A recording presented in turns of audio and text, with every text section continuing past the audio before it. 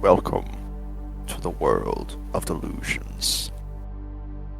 A world filled with monsters that come in many shapes and sizes. First, we'll look at Torberg, a city known for housing the followers of Tormarch, who imprison and kill those with the gift of magic. Elric, the ruler of this great city, is one of the youngest kings to ever sit on the throne. North of Torberg is Nimont, a city run by the Order of Imperius, a place for those seeking safety from others, as long as they do their obligations for the Order and the people of Nimont. The ruler of this city is called the Grand Exarch of the High Seraph, and only the most loyal and hard-working follower get to speak with the Grand Exarch. West, we find a city called Black Hollows, known for its mechanical marvels that protect its people, and its giant meteors filled with purple crystals that power the city. They are also known for the lack of royalty after the whole family was crushed by meteors. The current ruler of the city is unknown to everyone, but it is said that a group of mercenaries has taken the city under their wing. Past 10 years, tension has been building up in the cities of Torberg, Nimont, and Black Hollows. Torberg and Nimont have joined a military alliance and declared war on Black Hollows. Black Hollows responded in kind by raising an army of machines. While neither side has gained any ground, thousands of lives from the Torberg and Nimont alliance have been slain by the machines of Black Hollows. Small towns have been trampled beneath the might of Black Hollows' army, but this has left the machines weakened and starving for fuel. Far in the north, the Vikings of Wolford have conducted numerous raids on the towns and cities across the world, stealing thousands of magic items to sate their unending greed. A rumor of a new kingdom has been spreading. Not much is known about it, not even its location, but people say an ancient being rules over it, goes by the name Gunga Ginga. Nature demands it. Meanwhile, adventurers Bob, Jed, and Smallbeak have made new lives in Norfolk by telling their stories. A thick fog creeps closer to a small village called Longdale, and that is where we will start our story.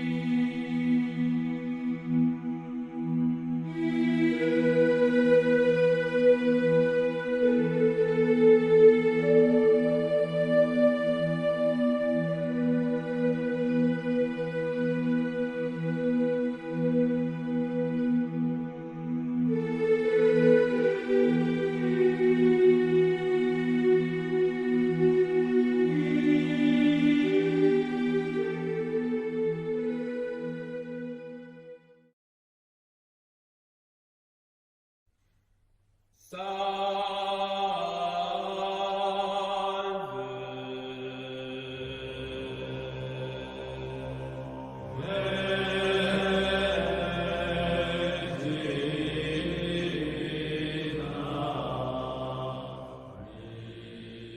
Blessings be upon you. I am Malchus Gregan II, cleric to the Order of the High Seraph Imperius. I am pleased to make your acquaintance. What's that? You don't know of the High Seraph Imperius? Allow me to enlighten you. Imperius is the last shining beacon of hope in this dark world. He is the only High Seraph that cares for the lives of not only those who follow him, but all precious life. He is the sword against all evil and shield of the innocent. Be it undead, aberration, fiend, or demon, all filth will be purged by his cleansing light. I know what you must be thinking. I see you notice the tail, my eyes, the horns. Yes, I am a tiefling. My blood is of demonic heritage. Fear not. I have denounced my demonic blood before the eyes of the Order many years ago, just as my father did before me. In time, through service, Imperius himself will cleanse me and my family of the demonic blood that plagues us. I am beyond grateful for the existence of the Order. Despite my demonic nature, they have allowed myself and my father to stand among our fellow members as equals. Imperius truly is the greatest miracle we have. May his light and love shine over all. Praise be to the High Seraph! Excuse me. Got a little carried away there. Nothing brings me greater pleasure than spreading the word of the High Seraph and his Order. I was born in Nimont, where the Grand Chapel of the Order resides. I joined at the age of 4 to follow in my father's footsteps. I trained to become a cleric, learning healing magic as well as the art of combat. By the time I came of age, I became a full-fledged member. Since then, I have been stationed at a detachment in Ampleforth.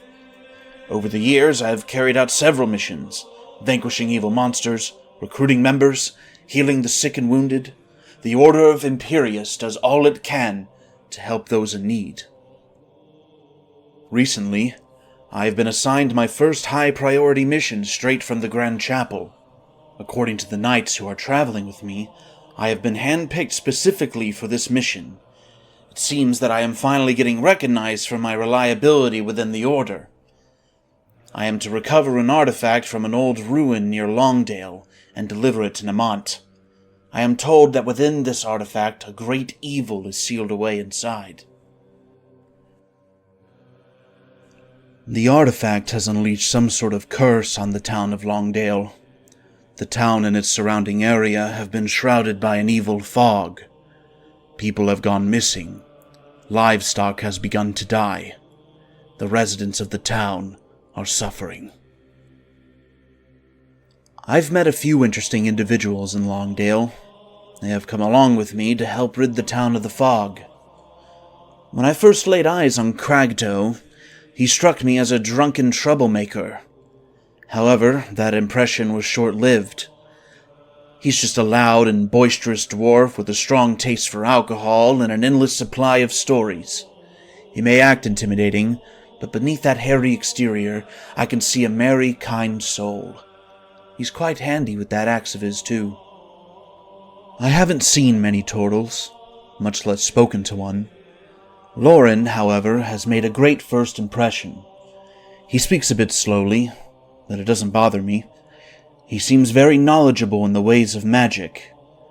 He is also in search of a healer, someone well versed in the ways of revivification. What or who he wants to bring back is a mystery to me. I offered to take him to my order in Nimont after we disperse the fog over Longdale. Surely, he will find the help he needs there.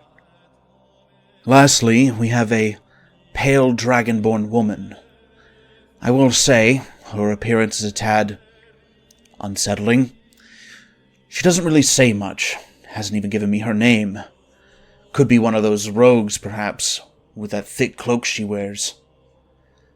Something tells me she doesn't seem very fond of members of the Order. I can't say for sure, given I can count the amount of words she spoke to me on one hand.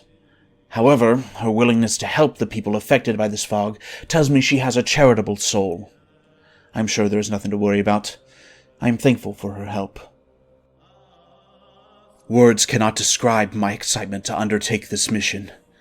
This is my chance to prove myself as an invaluable member of the Order, to show that my demonic heritage does not define me, and that my family is worthy of its place in the Order. Perhaps the High Seraph Imperius himself will finally cleanse the evil blood that courses through my veins. One thing is certain. I will not fail.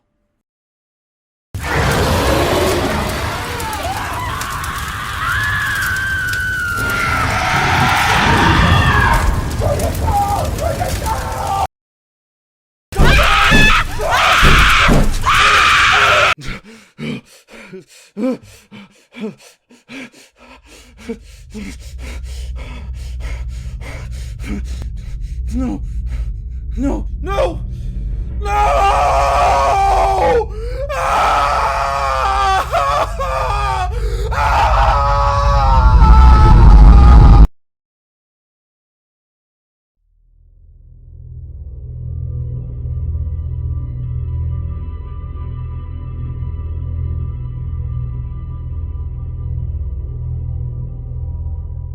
Upon a precipice stands a colossal Athenaeum, housing the bulk of knowledge both arcane and academic. Dreadcliff, its current moniker, is better known as a menagerie of imprisoned souls, trapped between the stacks within their own flesh, immutable in time. A haunted house, one might say. A cursed place. What the people do not know about it, though, is that I, Lauren Datum, am the one who cursed it. Before, it was a pulchritudinous library of wonders known as Cliffside, and it was my home. I was abandoned there as an infant and raised by the head of the organization, Cyrus, a half-orc wizard who had clipped his ears and filed his fangs.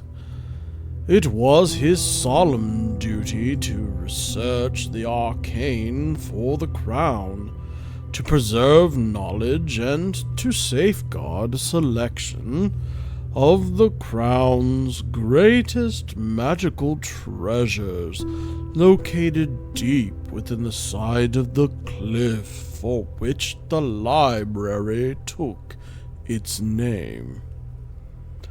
I was born a natural sorcerer, but through Cyrus's tutelage I trained as a wizard.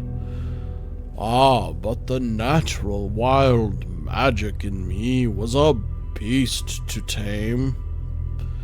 At the age of 10, over 20 years ago, I caught a plague of the lungs. My coughing fits fired wild magic to and fro, but nothing too serious at first. However, one day, while I was still recovering, the keep was invaded by raiders.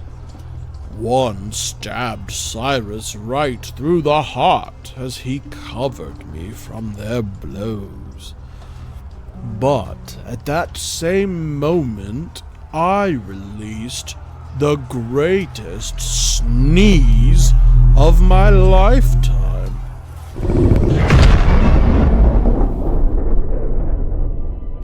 Wild magic dispersed from my body like an unstoppered cork from a bottle containing pressurized, aerated liquid sealed in abjuration magics. Everyone, save me, was petrified in time, their eyes forever pried open. Cyrus, forever between life and death. I studied for decades for ways to undo the curse, but I could find no way to do it and also keep Cyrus alive. I finally, and recently, left Cliffside in search of others attuned to the arcane to find a solution. That's how I met my new pupils, with whom I have been traveling. Malachite, the armored one, he has promised to lead me to a healer in the town of Nemo. I'm not sure about that one after we had to battle his possessed form, but he assures me nothing has changed in our arrangement. Silly, or whatever her name is, the scary dragonborn lady, she also gives me pause, especially after revealing those unnatural tentacles. And who could forget Crackhead, the scariest of them all, with his face and chest and armpits of fur? Anyway, on our journey to Nematode, or Nemo, whatever it is, we found a spot to camp for the first night. It was a dire situation, for I'd not slept in so long and was out of magical power. It's hard work keeping the party together, you understand.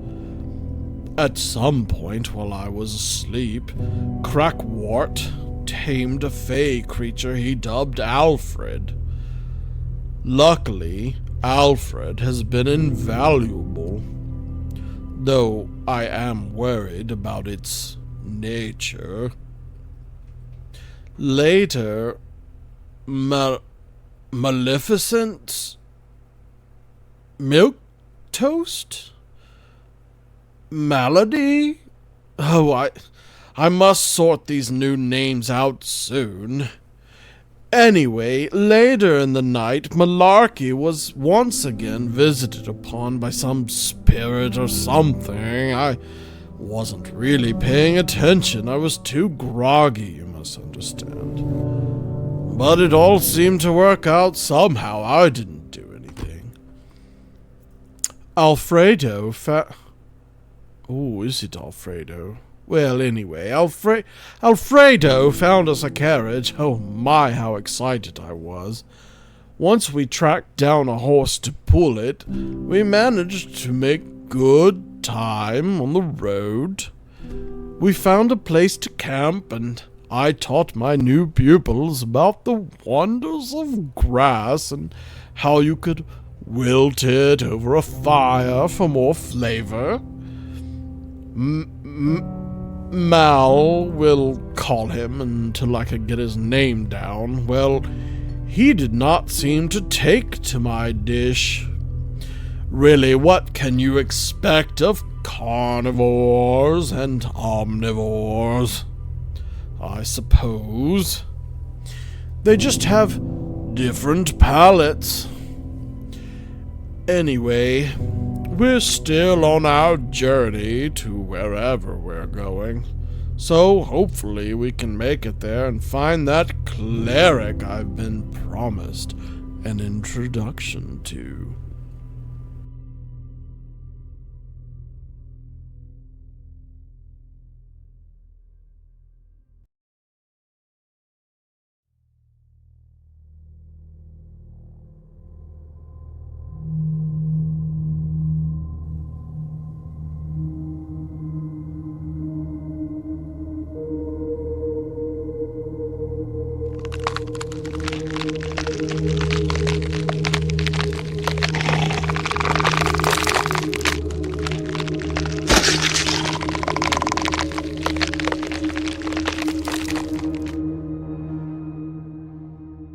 Hello. I am Seth Brax Nightsoul, a Raven Knight Dragonborn from the hidden enclave Azar's at Kittrell. My path has never been a simple one. Since I was a hatchling, I've danced on the edge of reality and dreams, guided by visions from dream space and the whispers of a being known only as the Parasite.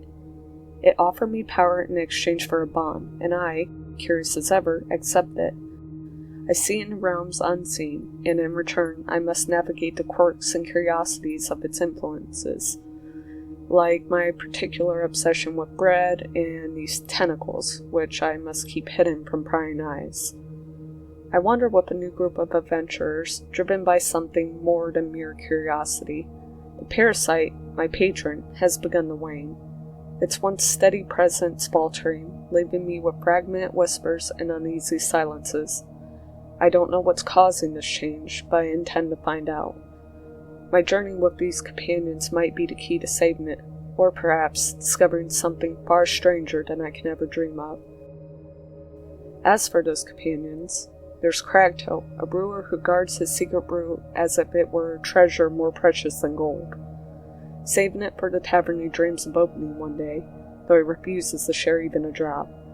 He recently befriended a particular creature named Alfred, or as we like to call him, Alfredo. Then there's Lauren, the Turtle Man, with a love for all things green, who shares his endless supply of grass and leaves with others, like Malchus and poor Bob, may he rest in peace. And then there's Malchus. He's fighting his own dark entity, though I suspect he should be more afraid of the Holy Imperium he serves so fervently. A particular group indeed, but perhaps that's exactly what I need. Right after a skirmish with a half-dead bear that disrespectfully devoured and then vomited up my bread offering, we arrived in Nimont. We managed to get into the city with little trouble thanks to Malchus.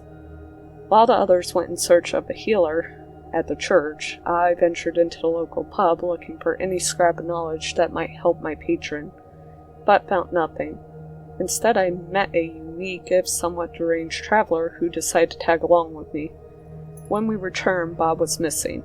It took until evening to find him in that same pub, standing on a table, revealing his true nature as a dark entity, having dropped the cloak I gave him.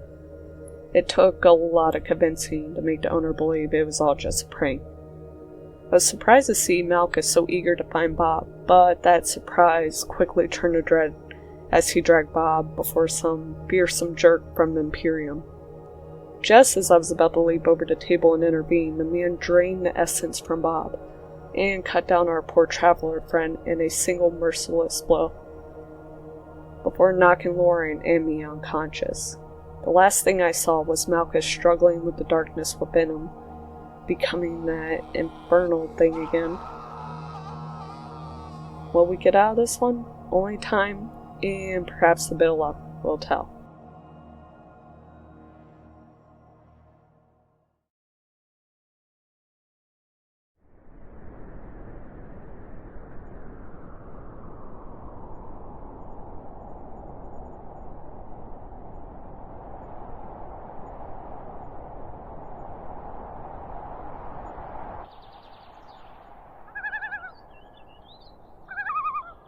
To say a lot has happened these past few days would be an understatement. One moment I was a proud acolyte of the Order of Imperius, the next a runaway criminal, haunted by an ancient evil that now binds itself to me. The life I once knew is gone. My home, once a place of refuge, is now a prison awaiting my incarceration. The Order is corrupted. The Seraphic Commander performs heretical rites on innocents to fuel the war against the Black Hollow forces, an affront to everything Imperius stands for. I fear there is nothing I can do but run, like a coward. I just hope my parents are safe. Damn this cold. After losing consciousness to the entity's possession, I awoke alone in a cell, imprisoned with my companions. Silthrax and Cragtoe were nearby, and I could hear Lauren further down the prison. I had hoped the Seraphic Commander had cured me of the entity, but a passing Order member confirmed it was still bound to me. When the guard walked by Silthrax's cell, I overheard them exchange a few words. Suddenly, a loud, bone-chilling shriek, unlike anything I'd ever heard, pierced my ears, scaring the daylights out of me. Seconds later, the guard, now accompanied by Silthrax, unlocked my cell door and gestured for me to follow. After freeing Cragtoe, we followed Lauren's voice to where he was being held. Words can't describe the shock I felt when I saw Lauren suspended by 4 ropes over a large pit. After we freed him, I noticed several markings carved into his shell. The guard informed us that Lauren's magical essence was being used to power a construct for the war against Black Hollows. And Lauren was far from the first. Trowbrook had been sending their magically gifted prisoners here to be used as power sources for this monstrosity. On the wall nearby, we saw it. A large, 4-winged humanoid construct. It resembled an angel, but with sinister features. Guilt overwhelmed me as I looked at Lauren. I had brought him here to Nimont, thinking the Order would help him, as they always had. But instead they used him as a power source for this abomination. Suddenly, the guard was overcome by some affliction and fell into the pit below. We didn't hear any impact until minutes later. We started making our way through the prison, searching for a way out. We came across a room with a large ritual circle in the middle. This was the source of the spell that sapped magic from people to power the construct. I found a book detailing how the ritual works and took it as evidence of the Seraphic Commander's wrongdoings. We continued our search for an escape, and eventually, Alfred, Cragtoe's sleep gulper, found us and led us to a room with a small window. In this room, I found a map detailing the location of some creature in the Arctic wastelands far to the north. Sensing its importance, I took it as well. After escaping through the window, I led everyone to my parents' home to seek brief refuge from any guards that might be looking for us. I was able to inform Mother and Father of everything that was happening. They agreed to help my companions and I flee the city, advising us to seek help from Dooley, the tavern keeper and family friend, to secure a carriage for our escape. Dooley helped us without hesitation, giving us parting gifts, and I said goodbye to my family.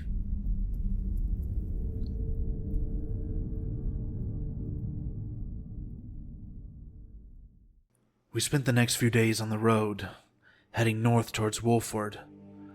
We concluded it was the fastest way to leave Order-controlled territory, and the artifacts and knowledge hoarded by the Vikings could prove useful if we can gain access to them. The strange spirit who had been following me since my possession began, also known to the others as Bob, returned. I thought he was gone forever after the Seraphic Commander made him disappear. But he's back, acting as if nothing had happened. Part of me began to believe that Bob might not be an extension of the entity haunting me. Maybe Silthrax was right about him. I requested her assistance in using her dream-walking abilities to help me speak to Bob in the dream world, just as she did on her own. It was strange speaking with Bob, but he provided valuable insight into the entity, how he came to be, and how he can help me learn to harness my new abilities. I became more convinced that he isn't part of the entity. I apologized for treating him poorly and thanked him for his help. I apologized to Silthrax as well, since she and I had been butting heads since we first met. Today, we arrived at the entrance to the Frozen Lands, the territory of the Vikings. A few hours ago, we were confronted by 4 large frost wolves that needed our help in killing one of their own, one who had become afflicted with a disease that drives its victims into a killing frenzy, similar to the giant bear we fought the other day. In return, they promised us safe passage and protection in these lands. We agreed to help and are now waiting for their afflicted comrade to attack. Lauren is acting strange today. He's a bit more reserved, lost in thought, and not speaking his mind the way he usually does. I hope he's all right. Or at least as alright as one can be after being imprisoned and having ritual marks carved into their back.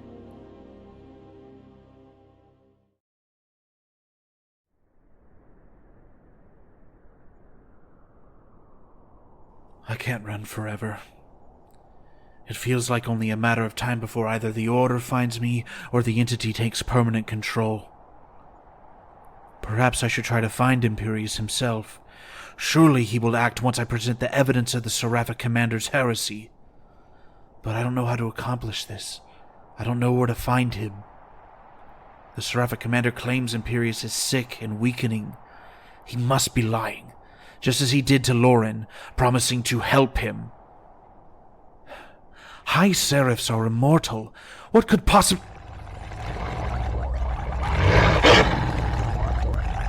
Oh shit. Guys, it's here!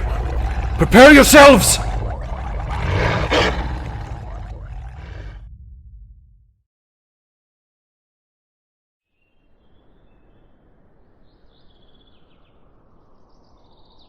I once considered what cost I might pay to save Cliffside, and especially Cyrus, from their terrible fates. I thought that any cost might be reasonable. I never cared much for the fineries or the lacy paraphernalia in life. Even my very soul seemed a small token to pay. But I always thought that selling your soul simply meant that you belonged to another in some intangible way. Or perhaps you'd be spoken for in some afterlife. Though I never believed in one myself. Maybe selling your soul is what might grant you an afterlife in the first place. A debt so large that you couldn't pay it off in one meager lifetime. And I was fine with that. I'd pay it. But my ethereal kidnapping several days ago by the Fey Queen in her or his or its mysterious forest taught me otherwise. To sell your soul is to give up who you are, to betray your deepest held beliefs, and then, if there is truly an afterlife, well, may the gods save you. But what was I to do after decades? The first real possible solution had finally been presented. If only I could stomach the quest bestowed upon me.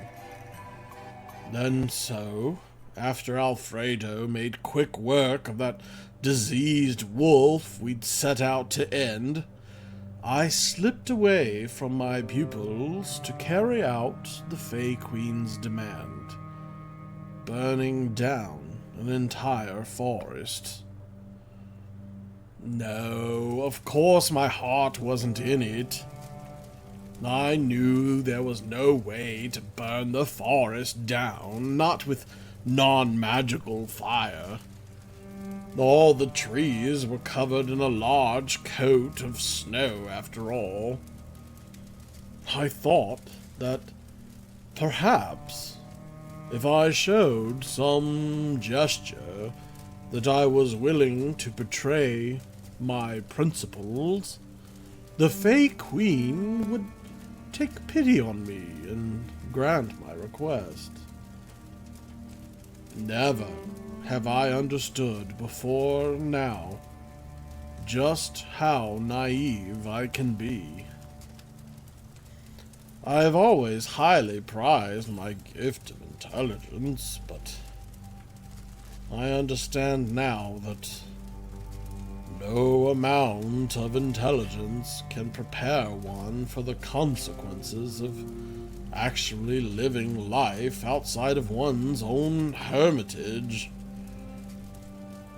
dealing with others proves quite tricky. I have regrets now, for sure. I already had them from my involvement in Cyrus's fate, but that had been an accident. Regret from some evil that you have done purposefully is quite another matter altogether. I regret my pompous treatment of my pupils. Who am I to judge them now that I've betrayed myself the way I have? Betrayed the forest by burning one of its own. And of course, that's what I regret the most. The tree that I felled by fire didn't deserve that fate. And even though I paid a blood price to atone, why do I still feel as though I remain in such debt? And certainly I feel horrible for what happened to that village.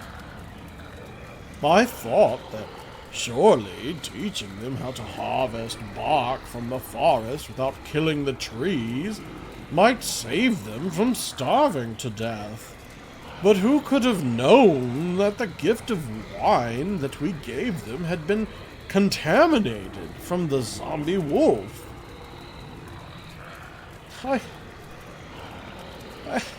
I didn't want to burn them alive, I swear it. But I saw no alternative, no immediate one anyway, and still I clung to the false hope that I'd placed in that Fey Queen. I thought, yes, a real opportunity to do something that wasn't evil, but might satisfy her requirements. I bid Alfredo tell her, him, them, it, post haste. The cold crept up on us as the daylight dwindled. We had to rig up a solution. Well, I say we, but we all know who really did it. We had to rig up a solution out of our tents to cover the fire and us, while still allowing for ventilation so that we, wouldn't die in the night from smoke inhalation. And despite arguing lately more than getting along, my pupil, Martandalus, allowed me to rest nearby so that my cool blood might soak in both the fire and some trapped body heat. It turned out rather lucky for me, because, just as before, only days prior, I was kidnapped in the middle of the night to see the Fey Queen. But this time, little doubting Marty was carried off with... Marty? Whatever. Was carried off with me, bags on our heads. I was relieved that he was brought with me. There's a chill when you are in the presence of the Fey Queen and her minions. But it's not from any physical properties like temperature. I mean, it's quite warm next to the fire. Having my pupil there with me was a great comfort, and he helped me make sense of its requests, and he finally believed that I had not been simply dreaming up her existence. This time, they asked of me to let her take care of the children we rescued from the village, and at first this seemed somewhat reasonable. We can't take care of younglings, we're on the lam. And who else would care for them? But Marshall talked some sense into me and pointed out that she intended to turn the children into flowers or some such torturous existence. What a trickster! What a nasty creature it is! But I couldn't just outright refuse her. I mean, she's very dangerous. So I told her that I would think about it, and to please bring back Alfredo, who she had killed, to journey with us again, and she agreed. After we awoke in our tent, we informed the rest of my pupils of these goings-on before we returned to the road to seek out the land of the Vikings. I expected, based on the description of them by Crackhead, that they would be wearing rags or loincloths or some such nonsense, but as it turned out, they dress rather well. Better than I, for certain. I think these Vikings may be more than they appear to be.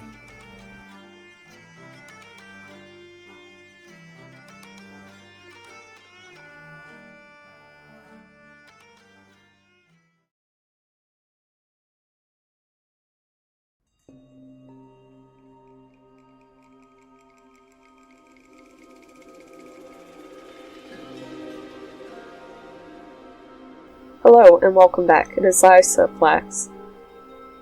Last time on our adventure, we arrived at Wolford, the legendary Viking say known, well, for its Vikings. Before we arrived, our wise friend Cragtoad thought it would be a good idea for us, well, most of us, to dress in animal skins, like the locals, to blend in. I decided against it, and luckily when we reached the city, we found that the Vikings had changed quite a bit. Instead of wearing animal pelts, most of them dressed rather, what is that word I learned? Oh right, damper. After explaining to the gate guard that we had just returned from a festival, we were allowed into the city. Once inside, we made our way to a tavern, and it was a massive tavern. To our surprise, they had a Queen Dragonborn. After making a few offerings to the locals and an offering to the Queen, we got to talking with her. Turns out her husband is very ill, and she asks us for our help, even offering to pay for us to arm ourselves with new weapons. Armed with a strange shopping list and a pouch of gold, we embarked on quite the shopping spree. I managed to trade a few things, keeping half of my gold. Nah, more than that. Once our shopping was done, we headed north in search of a pine needle from the top of the oldest tree, well, the oldest that we could find. With Bob's help and a few embarrassing tumbles from myself, we managed to secure it. The next item was an icicle from a frost crab? I don't remember. Or something like that. I'll have to check the list. Unfortunately, that task didn't go quite as smoothly. After failing to find even a single crab or clam, we set up camp for the night. That's when things got chaotic. Malchus woke us up by setting trees on fire. Except for it wasn't Malchus, it was that thing again. As much as I didn't want to, I had to warn his face to get that thing to release him, allowing Marcus to regain consciousness again. It was kind of fun. That left us with the mess of putting out the fires. Lauren tried to use his ice touch, was it? And it worked for a moment.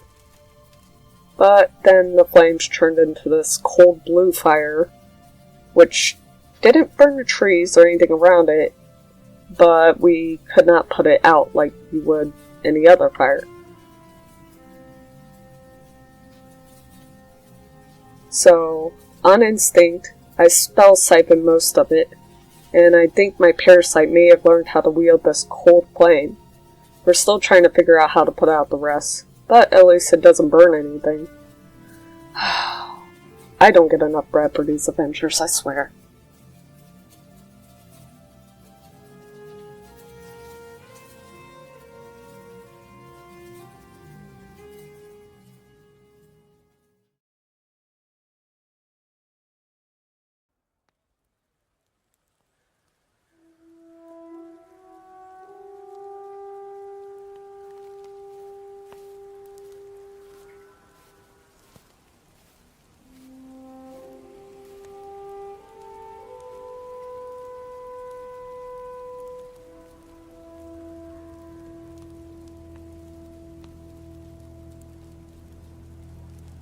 Our time in the land of the Vikings has not gone according to plan. We intended to blend into their society, hoping to break into their hoard and steal the artifacts and knowledge we seek. Our plan has transformed into undertaking a quest for the Queen of the Vikings herself. A quest to obtain strange items for what I assume is some sort of concoction. These people are not all what we expected. We had prepared for a society of bloodthirsty raiders in rough conditions. Instead, we've encountered a group of well-kept, polite individuals who value peace and, even more unexpectedly, welcome outsiders. We set out further north of Wolford, heading to the coast. The two remaining items on the Queen's list were a freshly extracted black pearl and an ice spike from an ice crab. On our way, we spotted something terrifying. Far across the ocean and the glaciers to the north, I spotted what appeared to be an impossibly large tail. Completely still, towering above the ocean and the surrounding landscape. Its scales were vast and uneven, catching the distant light as they stretched endlessly upward. I had never seen a creature of such magnitude before.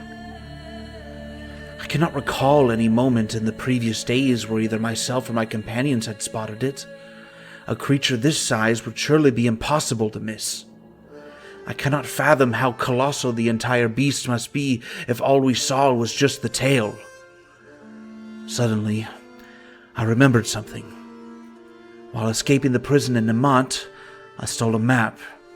It had an area marked in the northern glaciers with the drawing of a serpent next to it. At the time, I wasn't entirely sure of its significance.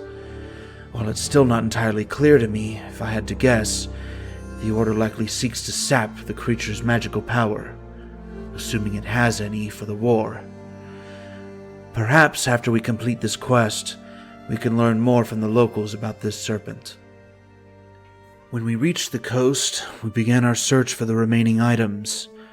The water was freezing, but it didn't seem to bother Silthrax very much. She took some of the bread I'd bought her and attached it to the hooks on her tentacles. How she wasn't bothered by the icy temperatures is beyond me. Suddenly, a huge ice crab emerged from the water. Silthrax attempted to make friends with it but failed, and combat ensued. My performance in the fight was lackluster, to say the least. I'm still not used to this new magic. My control over it is poor. I only managed to land a few hits on the creature. Thankfully, the others picked up the slack. Cragtoe's wild magic was a game changer. He produced a bright light that blinded the crab, and Lauren unleashed swarms of magic missiles, killing it. After securing the ice spike, I harvested some crab meat to cook for the party later that night. Lastly, we needed to find the black pearl. I had Bob float above the water to scout out for a clam, but he came up empty-handed. Just as we were about to give up, Lauren spotted one from the shore. I have no idea how he managed to see the clam, but not the massive serpent tail earlier in the day. There was still one problem: the freezing ocean water. None of us could survive a swim down there. We'd freeze before reaching the bottom. I recalled a spell Bob had taught me: Fiend Flesh. I hadn't anticipated using it anytime soon, to be honest. Bob told me it would enhance my demonic features in a way. It didn't sound pleasant, and I wasn't eager to use it, but our quest depended on it, and we all have to do what's necessary to earn the Viking Queen's trust. I cast the spell, and Bob submerged to retrieve the clam. I bundled up as best as I could to minimize the cold's effect, but I never felt such intense cold before. The pain was excruciating. I can't imagine how unbearable it would have been without the spell. Bob successfully retrieved the clam and confirmed that it held the black pearl. As we packed our new items and set off back to Wolford, I noticed that my horns felt heavier. When I reached up to touch them, I realized they had grown, a side effect of the spell. I wish I still had my file.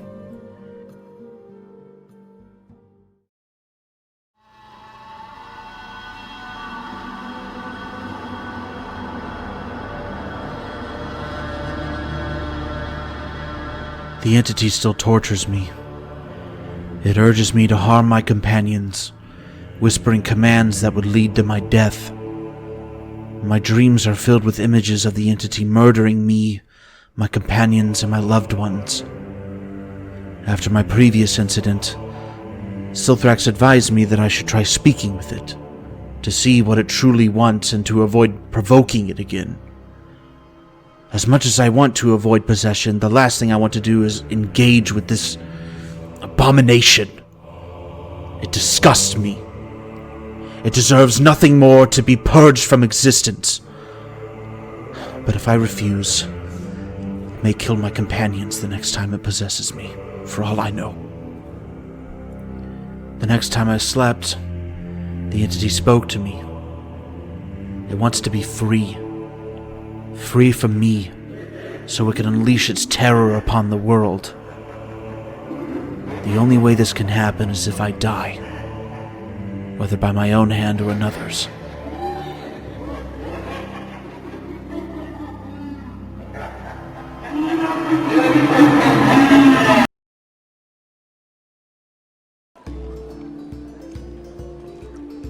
The Queen was delighted to see our safe return to Wolford.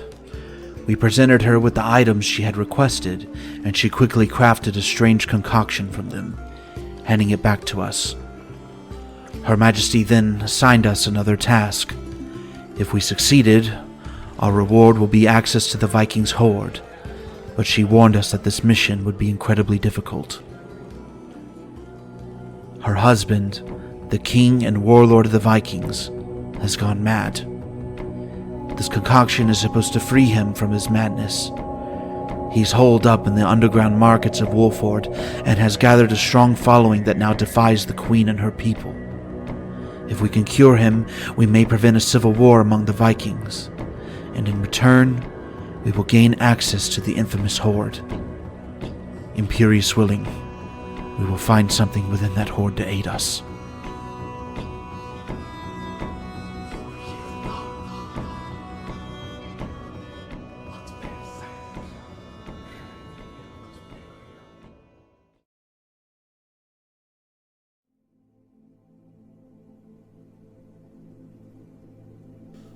Damn it all. This frozen wasteland. I'm hanging on the edge of a cliff by a thread here. I can hardly get my feet in motion with the cool pooling of blood in my body. No one understands. It's hard enough to get going with this giant shell on my back as it is. There's so very little green here, all buried under the snow. I bet this doesn't melt all year round. I'm sick of the bark. I talked such a good game about it, but if I'm honest, the bark of the kind of trees that can even survive out here is not exactly the tastiest or even the most nutritious. It's living, but it's certainly not living. None of us can afford a great life. It's just not in the cards. Malfeasance keeps getting possessed by some fearful entity, and I imagine we'll have to figure something out to save him eventually. And Silly has those tentacles from whatever she's packed it with. And Crackhead seems less and less there by the day. I'm not sure how sane that one is to begin with. And then there's me, freezing out here, searching for something that ever remains just out of reach.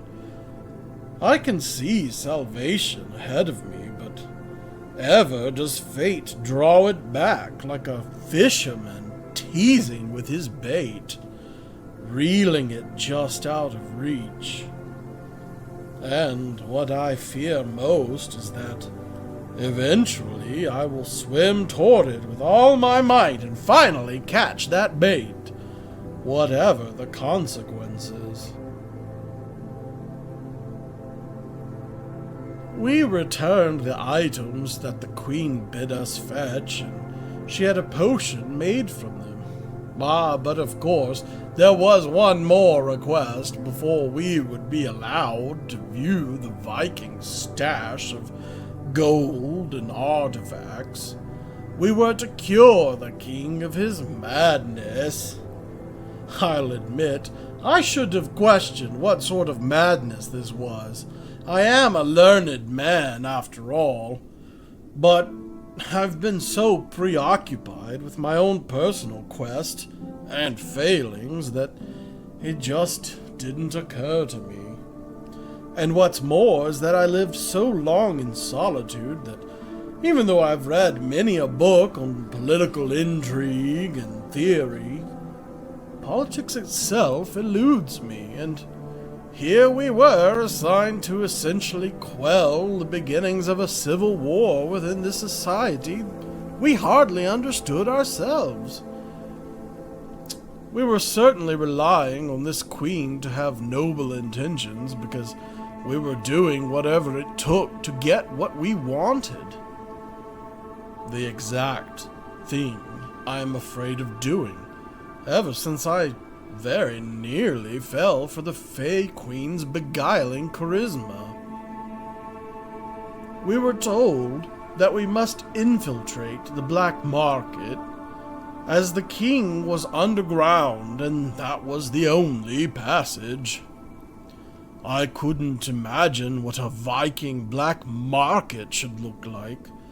They were already known as pillagers, so what could they have to hide in some underground market?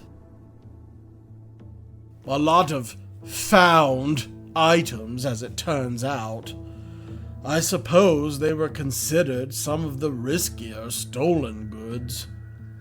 And of course, to fit in, I was expected to show interest in all these trinkets, despite having so little coin as to be a joke to some black market swindler.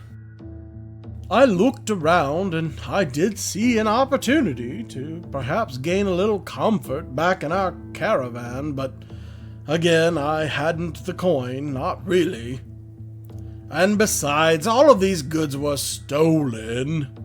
I don't think that I could ethically buy anything there. But then Silly approached, holding a book she'd bought from one of the stalls. Clearly a copy swiped from Cliffside. At first, I was quite angered that someone had entered the Athenaeum while I was away and stolen some of its contents. But then I realized what that meant. There is a time limit on my ability to save the residents of Cliffside, including Cyrus. If this little turd had the courage to trespass into the infamous Dreadcliff, and was then rewarded with loot, it was only a matter of time before others would do the same, and who knows what may happen. Luckily, the entrance into Cliffside Treasury would still be impossible, but they could end up doing something that kills my friends. I knew then that I must solve this issue as quickly as possible. And then one of the stalls held a helpless little turtle, which, of course, these little rats would do something like that. I could smell the stench of carcasses as soon as we'd entered. But this was no ordinary turtle, as I discovered after Silly stealthily freed him as a drunken crackhead distracted the stall keeper. This was a dragon turtle, known for growing into large, ship-sinking aquatic beasts. Best that we rescued him rather than having him fall into the wrong hands. And besides, little Olivier is so freaking adorable.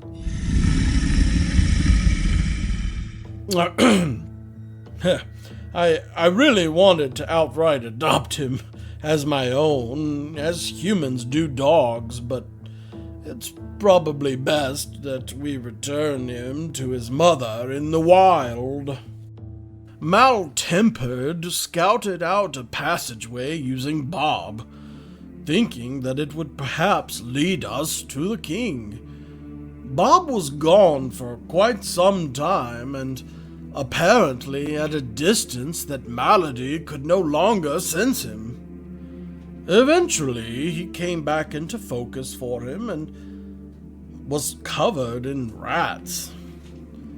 We decided to go find him and the king, which eventually led us to a hoard of gold and scrolls and potions, guarded by a giant rat man who identified himself as the king of Wolffarts, or whatever.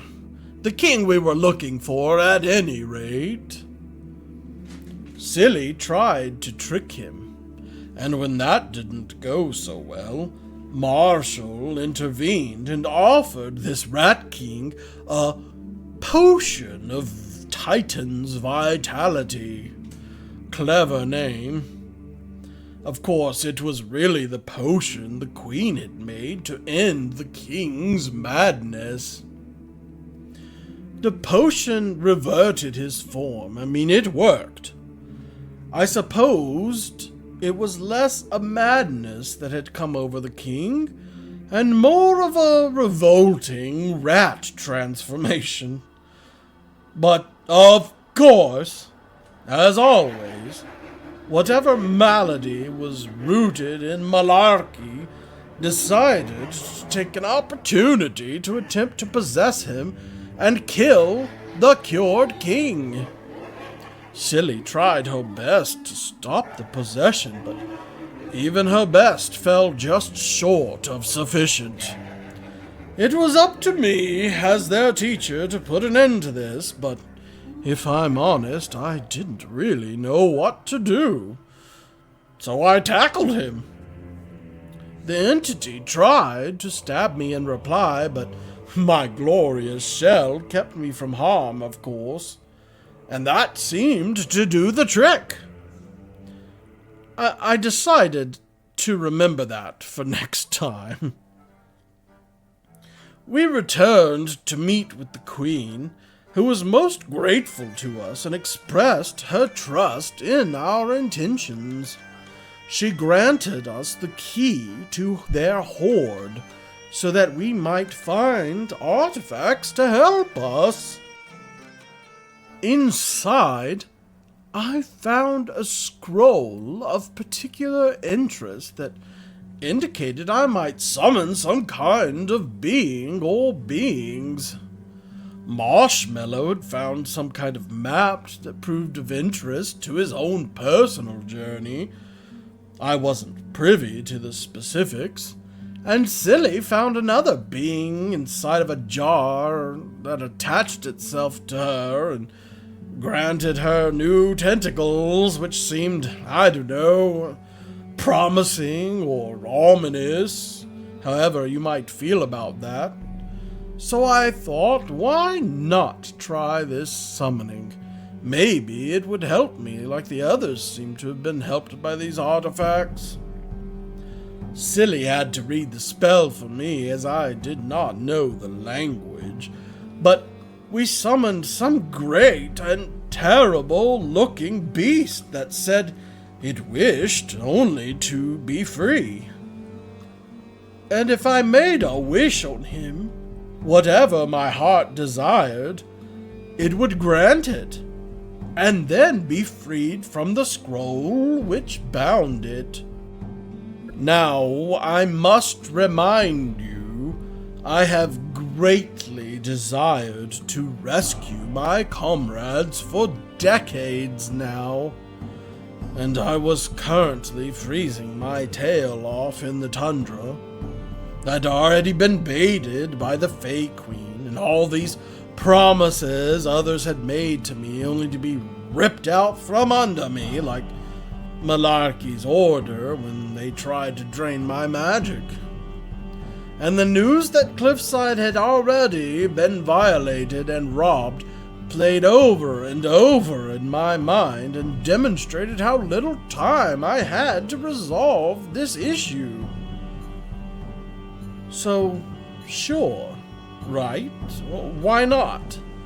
I was prepared to make that wish. This creature only wanted to live, much like anyone would. Only wanted to escape imprisonment, right? I was ready. I was willing.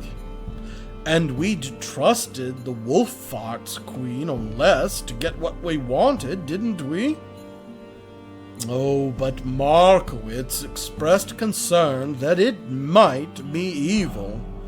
So we investigated, and it turned out that it wished to burn cities to the ground. Of course, yet again, baited, only for my wish to require some terrible evil to befall the world, reeled in again, ever out of reach, enticing me even more. Probably the same way Olivier had been captured, and I swear on any gods that may or may not exist that I can only hold out so long. I'm trying so hard not to pay evil with more evil, but I know deep down just how vulnerable I really am. I closed the scroll. It disappeared. The monster, I mean. But I didn't put the scroll back. No, I kept it. Just as I told the Fey Queen I'd have to consider her offer further. What am I supposed to do? What is anyone supposed to do when the only methods of saving their loved ones come with evil as its price?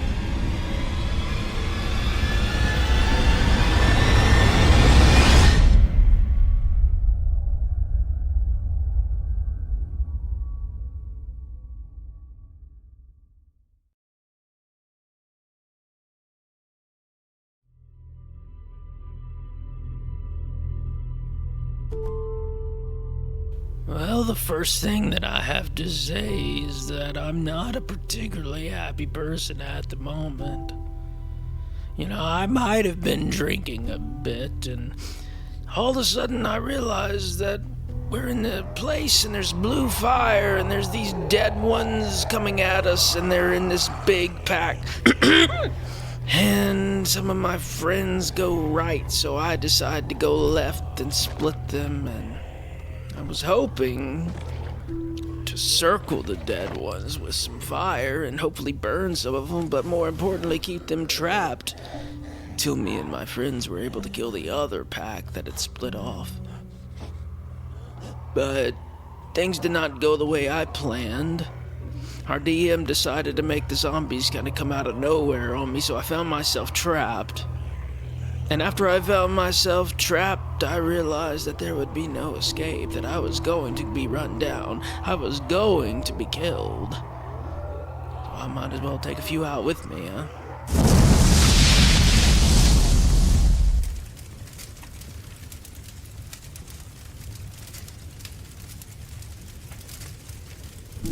Next thing I know is I'm being dragged across the ground by Mr. Turtle Man. Thank the gods for him.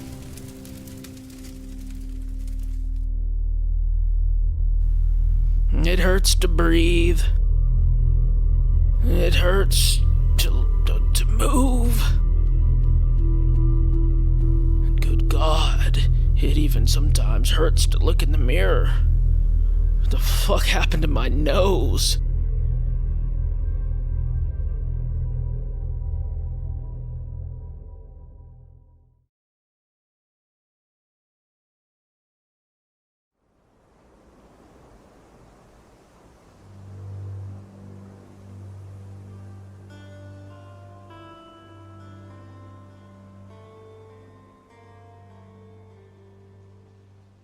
Hurry up and wait. That's pretty much been our routine lately. We've been stuck waiting for Cragtoe and Lauren to heal up. I give Lauren some leaves and Cragtoe some bottle of non-alcoholic beer, trying to lighten the mood. I love a bit of chaos, but in their condition, I didn't think getting drunk would do any good. Still, chaos found a way. Cragtoe pulled a fast one on me, convincing me to put Lauren's hand in a bowl of warm water, claiming it was some kind of therapeutic gnome magic. Spoiler, it wasn't. Lauren ended up wetting the bed, while magic my foot. Later, we discovered there were no baths available, so Lauren decided to roll around in the snow, naked, to clean up. And then he strolled back inside the same way. After I fetched him a robe from the nurses, I took a moment to consult with patrons about our next step. My new patron seems a lot more aggressive and reckless than my main one. Thankfully, my main patron, Parasite, helped me steer towards doing some research while we waited. I stumbled upon some useful information about sightings of the creature that found its way into me. My second patron, I guess you can call it. Whatever that means. We had Cragtoe's gems appraised, and he went off to rent a boat. We decided to check out some ruins that I'm eager to explore before heading back to Lauren's home. Well, that's the plan, once we get the boat. And maybe other possible locations. I really want to figure out what I'm sharing my body with. It's all a bit unsettling. After a while, we met up at the pub looking for Cragtoe. We chatted a bit before he headed out with the kids. What did he call them? Gerbil 1 and Gerbil 2. Surprisingly, Malchus convinced us to have a few drinks. I think they watered that stuff down because it took forever to catch a bus. But when we finally did, it was hilarious to see a tipsy Lauren. That buzz didn't last long. When we got back to the house, we found a letter from Cragtoe.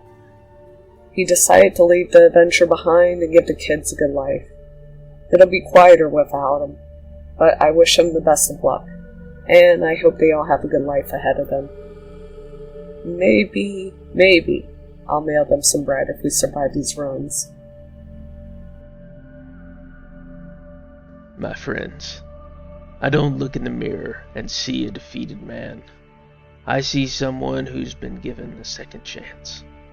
When I saw you all fighting for your lives, I realized that I've been selfish for too long, obsessed with starting my trade and making it successful just like my father did. But I've hurt a lot of people. I've made a lot of mistakes. I didn't expect to live when I lit that fire, but since I did, it's time I go and set things right. I asked the children if they wanted to stay here, go with you, or go with me. They decided to go with me. I'll see that they're taken care of, and I will try to raise them like my father raised me. I hope to see you again. Until then, Cragtoe Wardhair, Gerbil, and Gopher.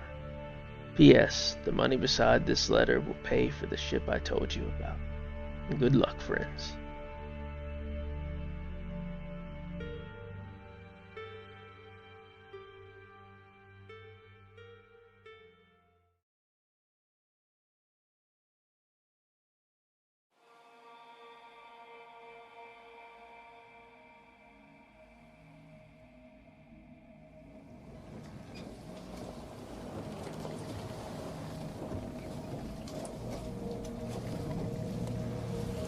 My name is Enaliel. I don't have a whole lot to say about myself, but I was hired to escort these people to the northern area. It's a very desolate place, ice and cold. It was kind of strange because once we got on land, it wasn't long before some weird lady on a broom flew up, and the people I was with seemed to know her, but they were scared of her, and it seemed like someone was lying. Maybe they're teamed up with this person. I'm not entirely sure, honestly, but Lauren, you went back on your deal. You have 10 days to get to Cliffside if you want to save your mentor.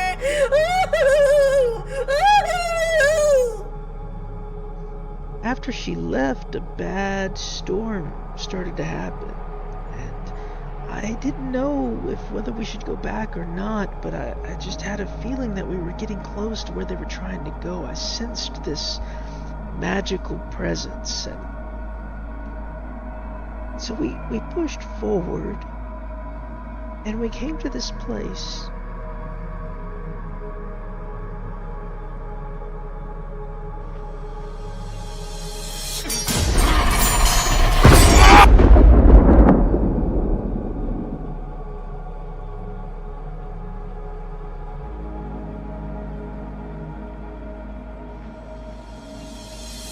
Your plan's in here, Storm Giant!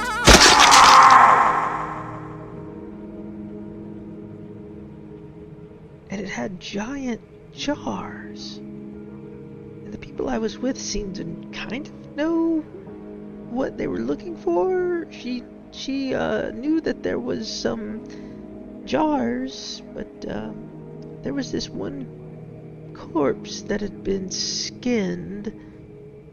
I've seen worse, but it was not a great sight. And so I think the people I was with were a little afraid. We heard this howling.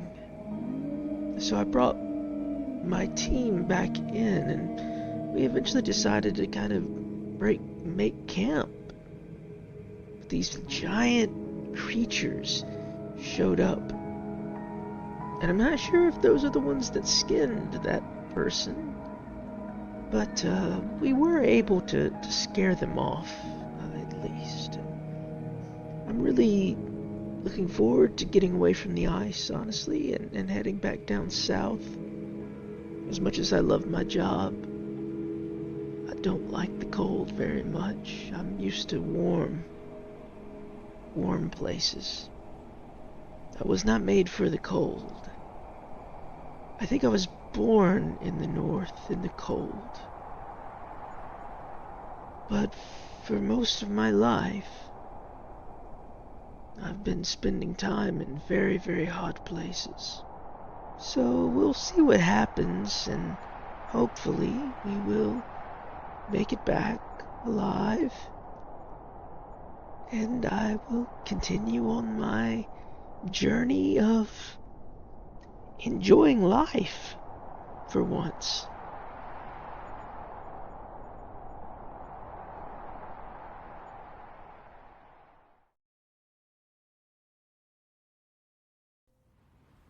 I stare into the vault. Either side of the door is guarded by a stone dragon, each wing touching its counterparts at the tip of the arch. Gold light swells in the center, but it is all of it obscured in a dreamy fog. Are you sure we can trust the guy?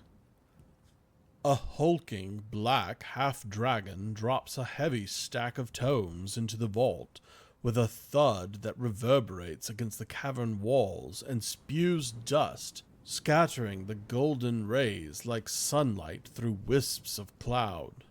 In truth, I don't know. It's a huge risk we're taking that he won't look for others of our order here to work his magics on. But you didn't see the heaping piles of gold in his carts. We could fund Cliffside for generations now, and our cabinets have been running so bare as of late. Besides, part of the deal was in our active research. Well, you know me. I wasn't really listening anyway, so I'll take your word for it. Were you staring at my ass again? Ormana smirks and presses Cyrus against the cliff wall. What? This fat ass right here? He cups the fattest handful of Cyrus he can get. He towers over him, so he bends at the waist to let Cyrus hook an arm around his neck. Ormana, his hand still in such a precarious location, lifts Cyrus above his waist. Cyrus wraps his legs around Ormana's back, and, as their faces meet, Ormana's wings envelop them and block out most of my view of their kiss. Thank the gods. Those two are disgusting. And what do you even do when you kiss? Chew on each other's teeth? Ormana had really sharp ones, and Cyrus, being half-orc, had those protruding bottom teeth that his lips could never cover. And how did they determine a winner anyway? I always imagine it's like having a thumb war, but with your faces. Nasty. I have a little tickle in my nose. Ever since the night before, my throat's been feeling scratchy and I've been sneezing. It kind of hurts at this point. And if I sneeze now, it'll give away that I'm here and not at my lessons. I hold it in. Holding. But it's useless. Achoo! A thick mist envelops the entire face of the cliff and obscures the dirt path leading back up into the village. The temperature drops rapidly, and icicles form on the bottom surfaces of the gate behind the two who are grappling jaws or whatever. A green eye appears from behind its fleshy coat and pinpoints me. Ormana lets Cyrus slide slowly from his arms before he crosses them in anger. Your little twerp is staring at us. Quit calling him that. Cyrus pushes away from the hulk and shuffles toward me. Come on, Bug. I see your eyes peeping over that boulder. What are you doing down here? Aren't you supposed to be studying for your exam on familiar conjuring? Those old tomes won't read themselves, you know. I fumble, climbing over the rock. My body is tiny and weak, and I realize I'm just a kid.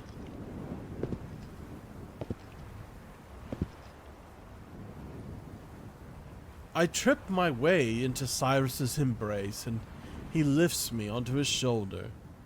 He looks up at me, beaming, seemingly proud of me even though I'm so misbehaved. I'm safe here. A familiar warmth settles in my chest. I'm sorry, Cyrus. I sneaked out of my lessons to come tell you that I think I'm getting sick. Ormana chuckles. Little pipsqueak. He's always sick, huh?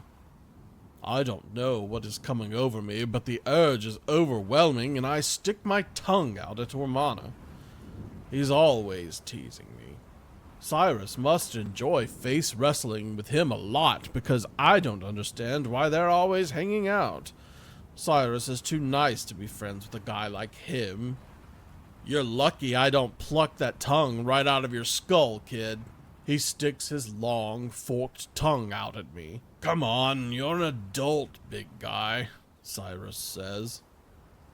I'm sorry, I think Lauren needs me to watch over him again tonight. Rain check?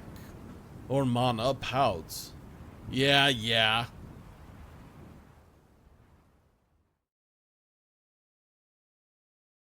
I'm in Cyrus's bed. I guess that he'd tucked the sheets in around me and fallen asleep at my feet.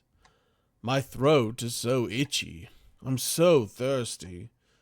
I look at the nightstand and find a glass of water Cyrus has set out for me, and I down it in a few gulps. A noise, perhaps carefully shuffling feet, washes in like the tide through the crack between the door and the floor. I break free of the covers and slip down the side of the bed until my feet finally meet the cold tile. I can barely stand. My legs are so weak. I check the grandfather clock across the room. 2 a.m. I tiptoe, as best as a turtle can, toward the door.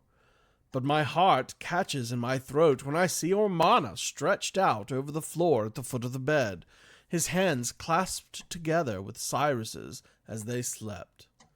A little vomit escapes into my mouth. I slide the door open, bit by painstaking bit, careful not to make a noise while holding back another tickle in my nose. Just what I need, another sneeze to wake Ormana up. If I don't like him at his best, I certainly don't like him in the early morning when he's still groggy and cranky before his coffee. I finally pry the door open. My eyes adjust slowly to the dim light in the hallway, moonlight from the windows in the foyer.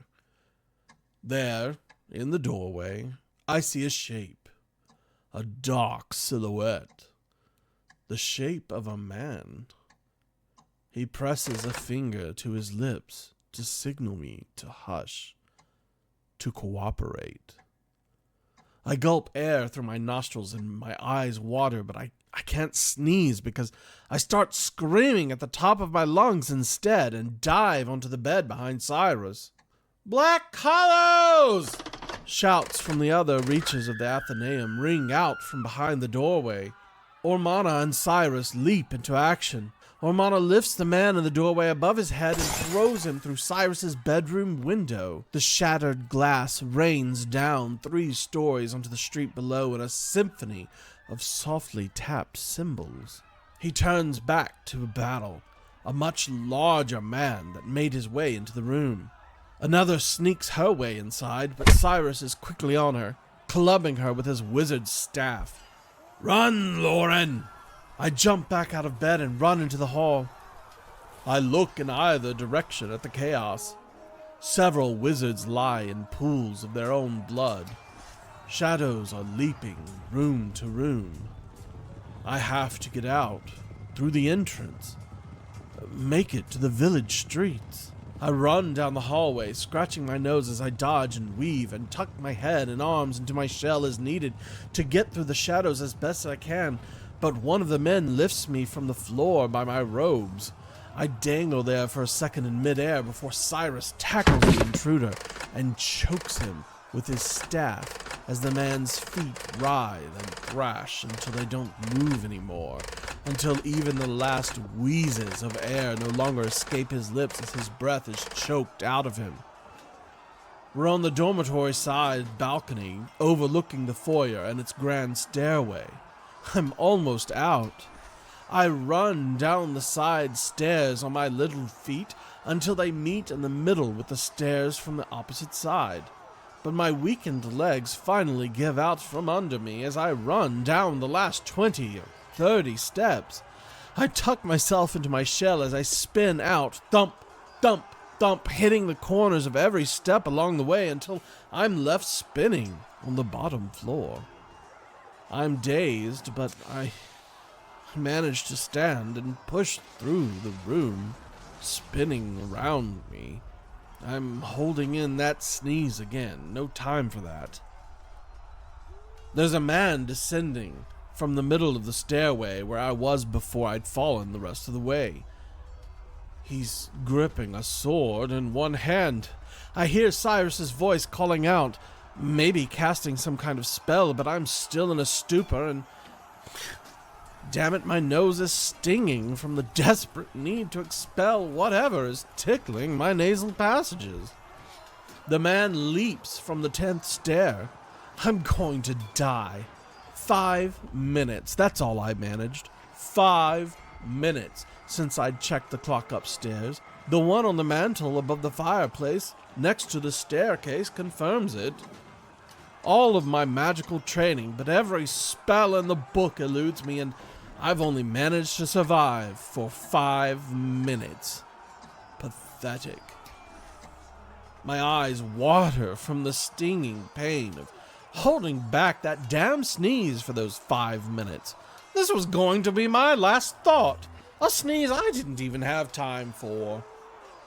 The moonlight pouring in from behind the glass pane in the lunette above the front door glances off the sword in the man's hand just 3 feet before me. I start wincing, bracing for impact, but Cyrus was soaring from my peripheral, swiftly flying toward me, magic wings sprouting from his back. He intercepts.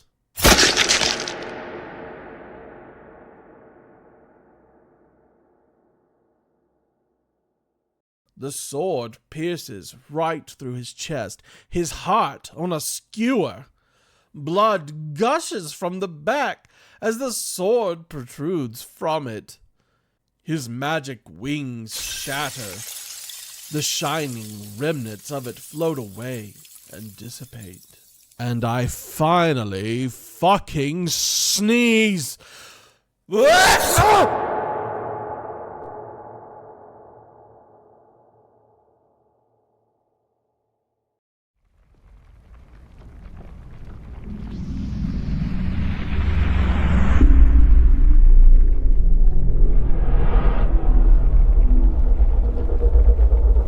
The sound shakes the entire building by its foundation. A ghastly hand, larger than my entire body, reaches out from my chest and envelops Cyrus, wraps itself around his heart, weapon and all. The air swells around me, space falters. The clock stops ticking, the hands frozen. The man's hand is gripped around his sword, the top of the hilt pressed firmly against Cyrus's chest, like a key in a keyhole. But nothing was moving, and the 2 men remained suspended in midair, unanimated. The men of shadows, too, all across the library, are frozen in place, gripped by my ghastly hands, stuck in a ripple in the fabric of matter and gravity and light.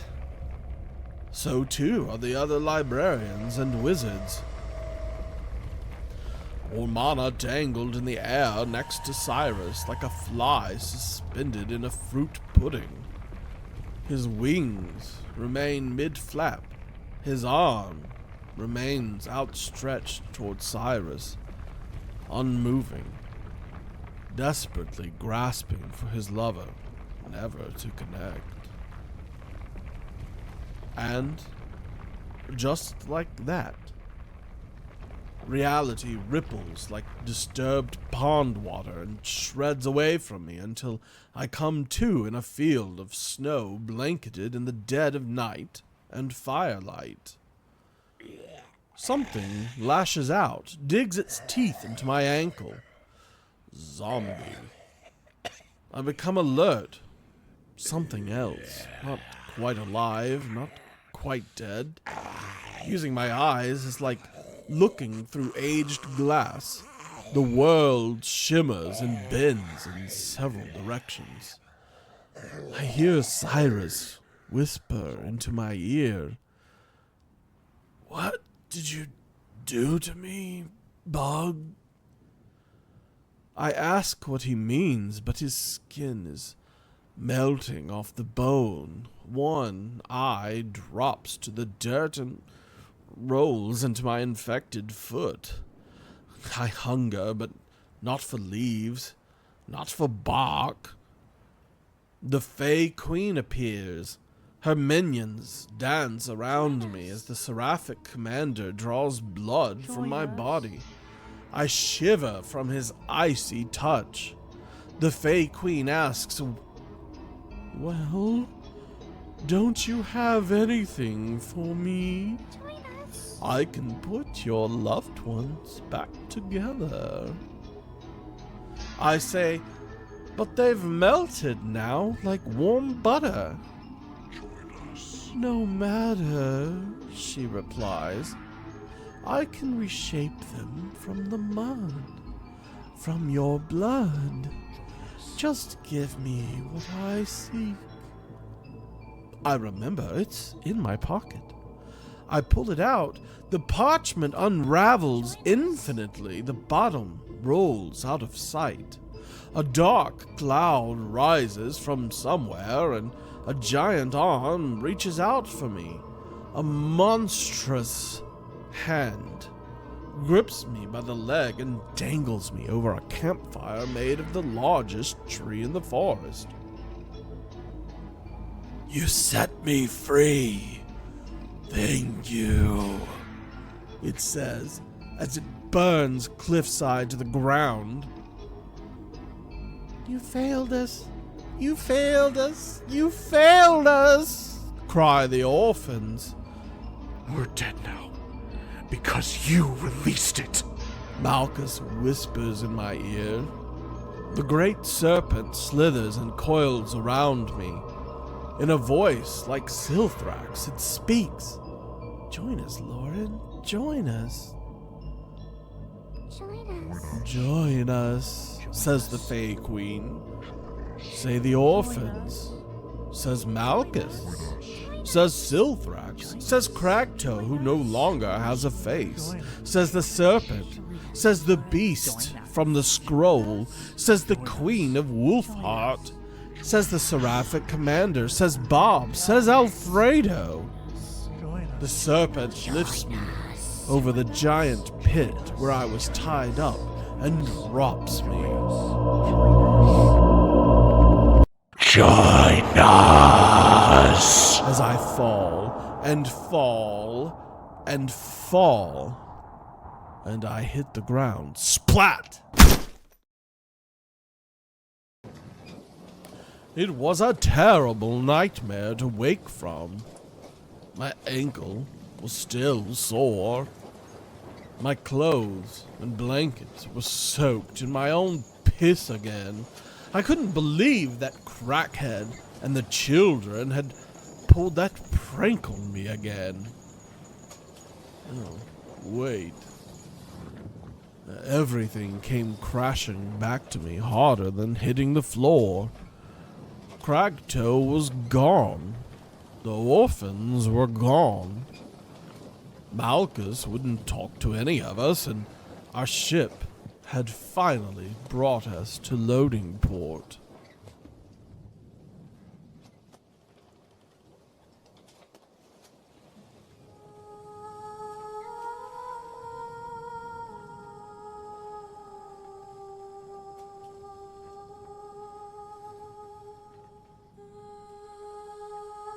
Cliffside jutted out sharply from the steep, rocky edges of the coast.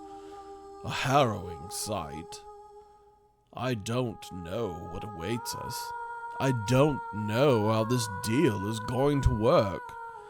I'm afraid of all that hangs in the balance, but now, finally, it would all come to a head, and I would have to deal with it.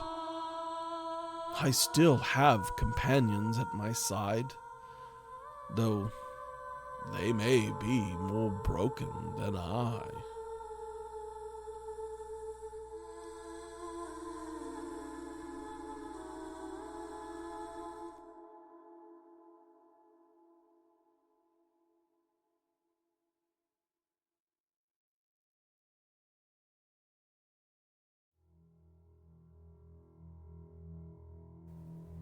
No, Cyrus! I collapse. The cold tile bruises my knees. I hug the air and hold on to the dust billowing in the wake where Cyrus vanished. I've failed, just as I dreamed. I was so self-assured when I made my deal with that monster. And the worst part was that I knew I had seen her garden of poor souls. Must have had loved ones as stupid as I am. But I haven't the time to mourn now. That bastard, the Black Hollow's assassin, who had run through Cyrus with his sword, has awakened. Fury runs now through my veins, replacing all of my tears. Don't get too close to him, I yell through gritted teeth. I let my anger pulse from heart to hand and shape it in the air. Fireball. The flames spread around the shadow, but he's too quick and manages to avoid the worst of my attack. But the Markiplier and Silly are on him and do not suffer him to live. The air shimmers upstairs and parts, revealing more assassins, but before I know it, I'm hit. The ringing of battle fades around me as it all goes dark. A warmth embraces me. It must be Cyrus. He's lifting me now in his arms again. No, I'm too big for that. This must be the afterlife. The warmth washes over me and reveals every ache and pain. This is hell, then. Hell must be reserved for someone like me, who would trade the world for what he wants. A figure finally settles from the wavy scene before me. It's anal, or annihilate, or whatever. Well, clearly they lost the battle. Guys, I think we should leave. Malarkey is here too, but what did he do to get to hell? And there's little demons running around too, probably looking for someone to torture. I hope they don't see me. Then I see Silly and Bob. No, this isn't hell, surely. What happened? I regain the strength to sit up, and I can't help but notice a giant machine and a trail of rubble where the west wall once stood. "What is that?" I yell. Oh yeah, we definitely need to leave. Even in my groggy, dim-witted state, I can see that. Anal rushes the door and cracks it open. "Let's go, bitches!" "I don't think my tortoise shell can fit through that crack," I say as I rebound and head for the exit. Luckily for me, Silly blasts the door wide open. The machine doesn't follow us, and there's no sign of the assassins outside. We've lucked out. "I'm going to the goddamned boat," Anal says. She talks about regrouping, gathering forces, but I can't leave without finding out about what secrets Cyrus had mentioned. No, we need inside of that vault, but the only way requires that we get into Cyrus's office up the tower. But we'd have to get past that thing first. "I'll go with you, Lauren," Silly says. I know it's her, but I almost hear the words in Cyrus's voice.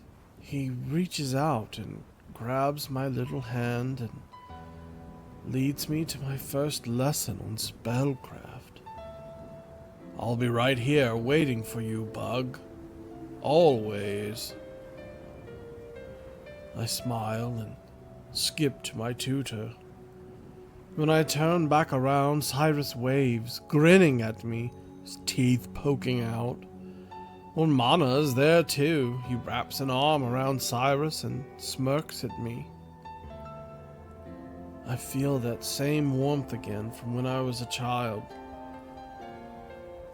I can't risk Silly's safety running back into the Athenaeum, but I must get into that vault. I don't know what to do, I say, and I look to Malchus. He's been the de facto leader until recently. I realize that even though I'd once thought of him as one of my pupils, at first, an underling, he'd become someone I looked up to rather than down at. Malchus, what do we do? I'm following your lead, Lauren, Malchus says. I can't read him anymore. Why would anyone follow my lead at this point? Look where I got us. But I'm a nasty, terrible, selfish person, and I want in that vault. Then let's get into Cyrus's office, up in the tower. Annie sighs. I can make a spell to make us fly, Silly says. For the first time in a while, I grin.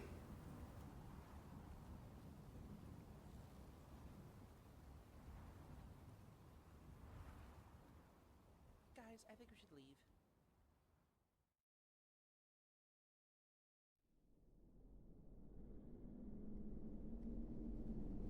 Malchus! Idiots! All of them! Making peace with a creature like that! Don't call him that, Malchus. Oh, I will. I have faced nothing but trouble traveling with them. You know that's not true. They are the very reason you aren't in Nimont today, and Silthrax. Silthrax? The woman who throws her bread at every problem, who tries to befriend every creature no matter what its intentions are. She's a fool! It's clear to me now why she was banished by her people, so willing to make peace with anything. She's being exploited by that parasite, and she probably doesn't even know it. Malchus! Lauren made a deal with the Fey Queen, and kept it hidden from all of us. He doomed his friends on Cliffside the moment he made that agreement. I advised him repeatedly to not speak with her, yet he ignored it and lied to my face. I have been nothing but honest with everyone, and I don't get that same respect. Are you done? And that tiefling, that bumbling coward of a woman. She is everything the Order described tieflings to be.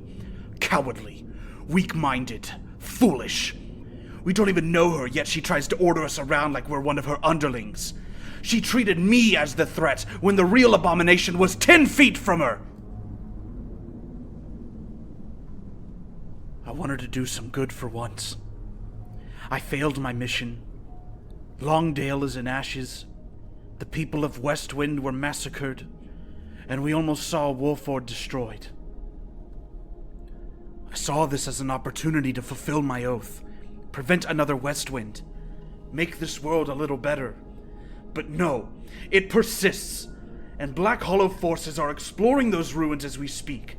Either they fall and the creature grows in power, or Black Hollows twists into another one of their mechanical abominations. Once again, another failure, another disaster, all because of their cowardice and stupidity. And I'm no better. I did the very thing I swore to never do. I gave in to temptation. I allowed the entity to take hold. It promised to kill the abomination, convinced me that I was being betrayed. I did the same thing I criticize everyone else of. My oath is broken. I have failed myself once again. And more importantly, I have failed Imperius. I want to leave, to free myself of their company. I no longer seek friendship with them.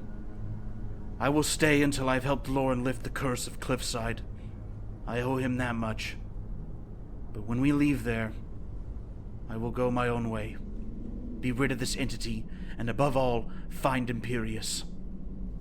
Malchus, have you forgotten what they've done for you?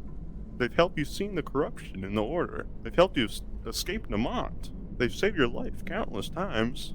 Silthrax showed you how to speak with me. She gave you great insight on dealing with the entity. Not to mention, she and Lauren have freed you from its influence more than a few times. What will you do if it tries to take hold again? What if you find yourself against overwhelming odds, with none to help you? You know what happens if you die? Are you willing to risk everything for that?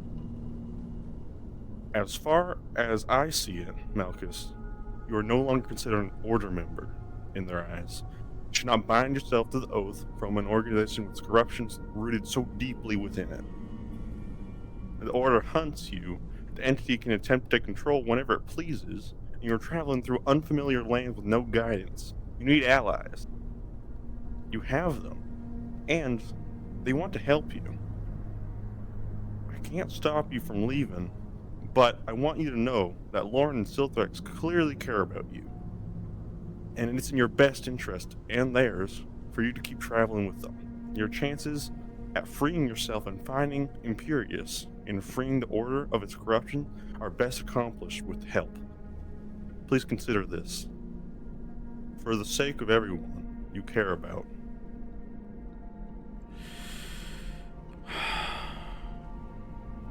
I can't, Bob. I can't subject myself to this any longer.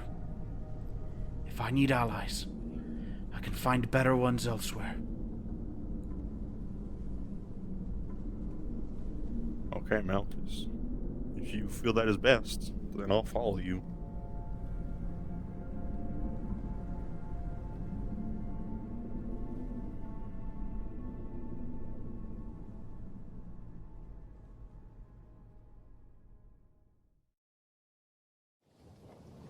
That was the last time we spoke. I want you to know that your sacrifice saved lives. These people still draw breath because of you. We are taking those we rescued and setting up a camp for them north of Oldham. We will be there in a few days' time. Lauren isn't taking Cliffside well. His mentor wasn't who he thought he was, facilitating the sacrifice of all those people. The best we can do is help the ones we rescued. Maybe he will find some comfort in that. It was as you said before. The night after your death, another spirit has appeared in your place. Silthrax and I found Daniel, a small child. He's not as talkative as you were, He doesn't appear in the real world much, but he is kind when we speak. I feel less inclined to ask him for help. He seems scared. It would be wrong to put him in harm's way. You were a good friend, Bob. Despite my past temperament towards you, you taught me to harness my new abilities, and you offered counsel when I needed it. I am sorry for the way I treated you when we met, and I apologize for the nature of our last conversation. I have decided to remain here. In your absence, I have no one else to turn to except my companions. Silthrax used her Dreamwalker abilities to confirm my parents' safety. You were right once again. I need their help. The task ahead is impossible without them. Everyone else will surely miss you. I would gladly let them feed you all the lily pads you wanted if it meant you would remain here with us. I promise you, I will see this atrocity expelled from existence and grant all its victims the reprieve they deserve. You can rest easy.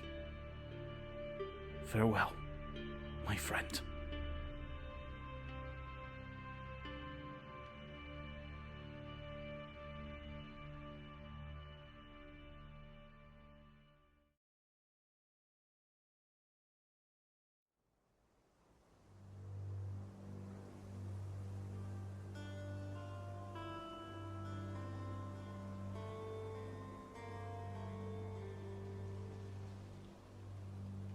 Hello, it's me, Silthrax. On our last adventure, we docked in Oldham. I heard someone mention not to try their bacon. Anyways, when we arrived, we were immediately greeted by their mayor, who told us about some of the protocols for refugees. They mentioned getting blessed by some kind of water beast, and suggested if we wanted to stay in the village for more than a moment, we should also receive its blessing. Most of us were kind of skeptical, especially Anile, who refused to go and went back to the ship and disappeared. After a few thoughts, we decided it was too interesting to pass up and headed to the Beast of the Lake. When we got there, it wasn't a living beast but a skeleton of some kind of draconic creature. The clearing was very serene. I decided to make a bread offering, and to my surprise, the flowers and bread started to glow, with the bread disappearing. Having gotten some kind of contamination or corruption from earlier fights, I had been feeling very ill. But after this offering, I oddly felt better. Lauren then decided to have a snack with the Beast of the Lake, and ate a lily pad, which he said tasted sweeter. He also started to feel better, along with Malchus, who greeted it. I guess that beast was pretty cool. After all that, we decided to go to a tavern for some food and drink, where Lauren and I got talked into trying some catfish. Shockingly, Lauren loved it. Who would have guessed? But as we were about to order drinks, we heard sounds like cogs turning, only to see the assassins who attacked us at Lauren's old home. We made a swift retreat, but it only got worse. One of them must have slipped a letter into Malchus's pocket that he had sent to Nimont with a warning, an anonymous warning, showing that they intercepted it, which was unsettling. I went back to check on my jars, my parasite friends, and discovered something worse. Scratches along the boat, shining with the same purple stuff the assassins had on their blades. Once I gathered the others and rushed back, we came face to face with one of them carrying one of my jars. I had never felt so angry during our whole adventure than this. Thankfully, Malchus was able to frighten them, making them drop the jar and take off into the water.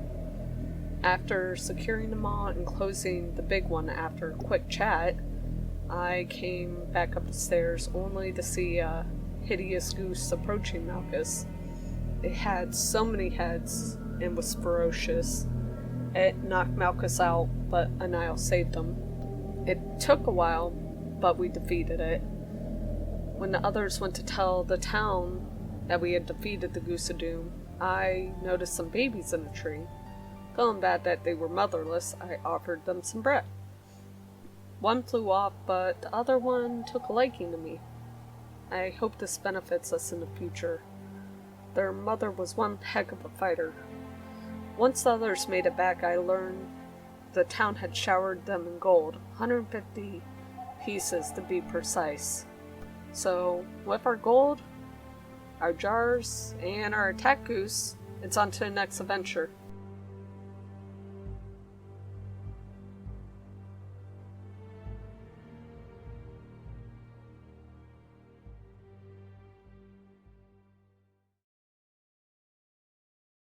Everything I thought I knew was a lie.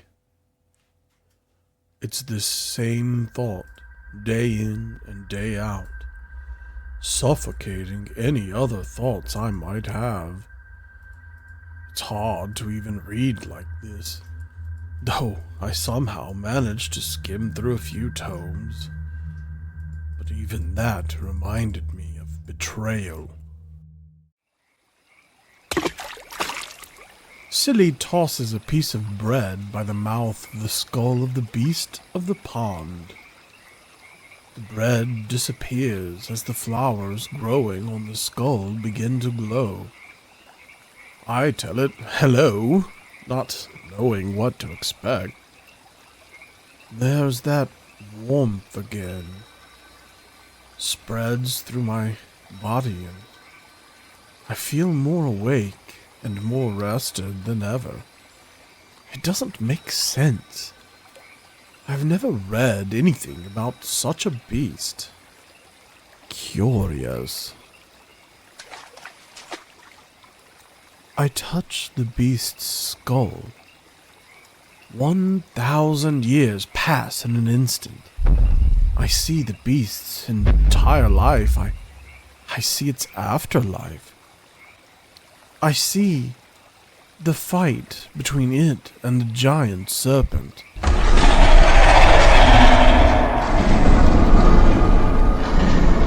I see how the beast cares for the people who live here and the healing magics it employs. It's just so natural.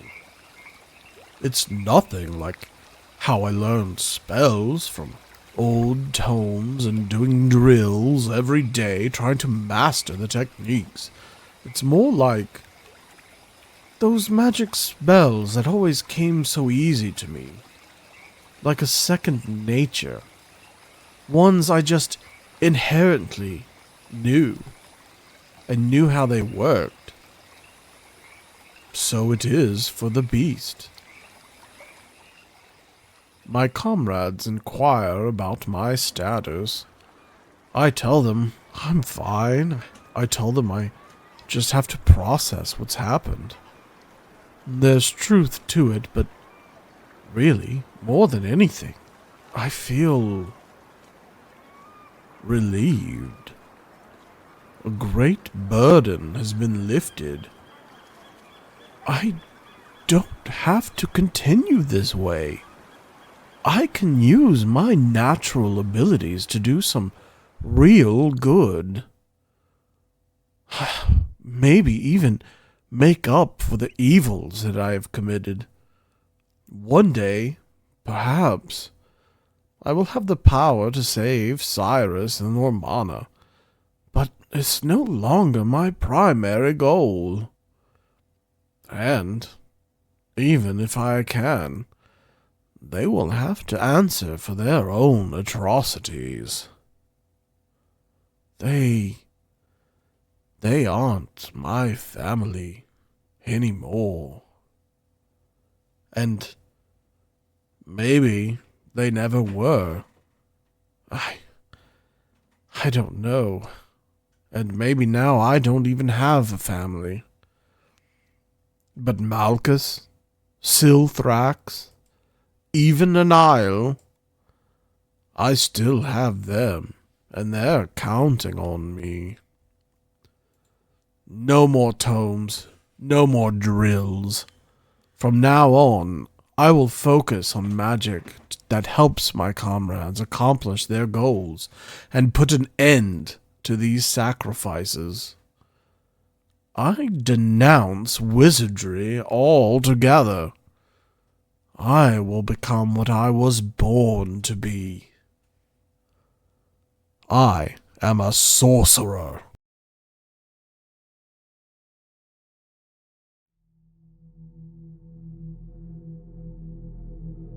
It waits with you, doesn't it, Malchus? It's hunger. You picked such a weak host, Master. So weak and frail, like the rest of them.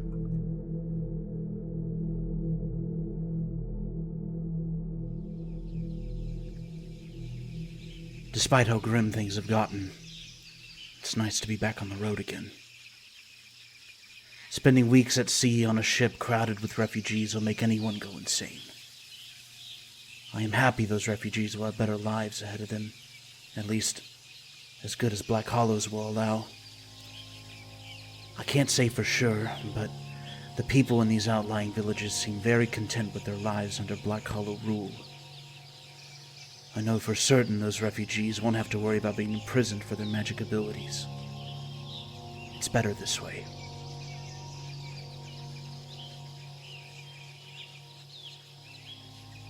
The entity's grasp on me is growing stronger, and the physical signs of its possession are beginning to show.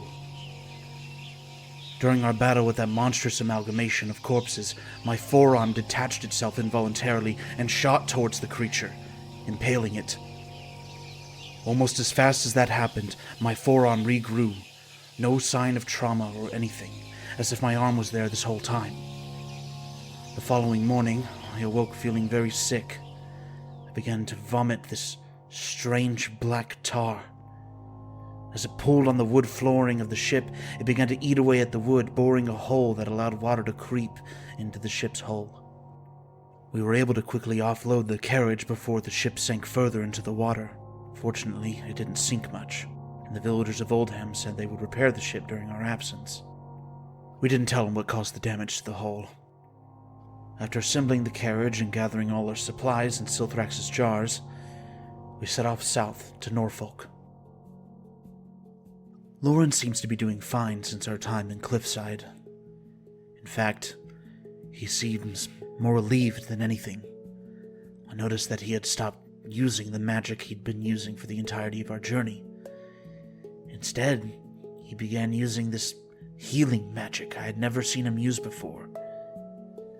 He says it all comes naturally to him, and he has denounced the ways of wizardry. When I inquired him about possibly saving his mentor from the Fae Queen, he says that it is no longer a priority for him. Instead, he wants to help put a stop to the rituals the Order is conducting, and help Silthrax and I with our troubles. If he ever gets the opportunity to confront the Fae Queen and rescue his mentors, I will fully support him. Silthrax speaks with her jar creatures as often as possible, learning as much as she can about her parasite. The creatures have become more responsive in the warmer climate. Fortunately, none of them have acted aggressive. She seems to have developed a kind of friendship with them, and will periodically take them out of their jars. A questionable decision, if you ask me, but I trust her judgment. Silthrax has also used her abilities to help me learn more of the entity and the ruin we seek to the south. To say the least, her dreamwalking abilities have been invaluable. After a few days on the road, we saw storm clouds approaching us, bringing with it a downpour of this strange purple rain. The village leader in Oldham warned us of the rains in this area, and to seek shelter if it ever happened. Luckily, there was a cave not too far away, and we settled in there after we made sure it was clear of danger. Our relief was short-lived, however. Crawling out of the tree line, we spotted something grotesque. An aberration unlike anything I have ever seen. It spoke telepathic commands to me, to which I would immediately obey for a brief time. After many failed attempts to get it to go away, fighting commenced. Like the fight against the corpse construct, I found myself at death's door once again. But thanks to Lorne's healing magic and Silthrax's summoned minions, we managed to get a lot of good hits on it. However, in retaliation, the creature spewed acid over everyone. Unable to take the consistent damage any longer, Silthrax forced her polymorph potion into the creature's mouth, transforming it into a harmless sheep. We used this as an opportunity to heal up and prepare ourselves for when it eventually changes back. After about an hour of rest, it began to transform back into its original form. We hit it with everything we had, finally killing the creature. As it lay there dead, the creature began to shrink and change in form again, becoming a small dead centipede. We had learned that the rain was responsible for the centipede's hideous mutations.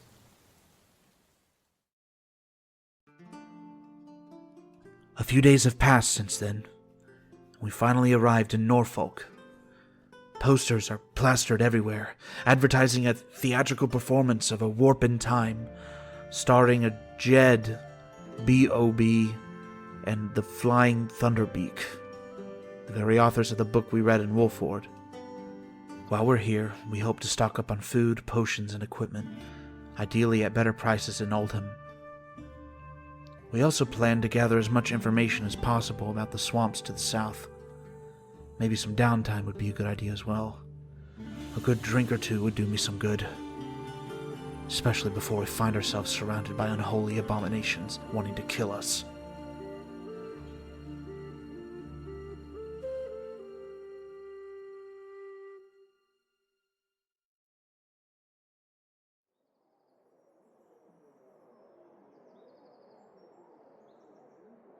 Look at you, son. First day as a member of the Order. You'll do Imperius proud and help many people. I am proud of you, son. Your father is right, Malchus. We are so very proud of you. You will do many great things. Just be safe and trust in Imperius' teachings.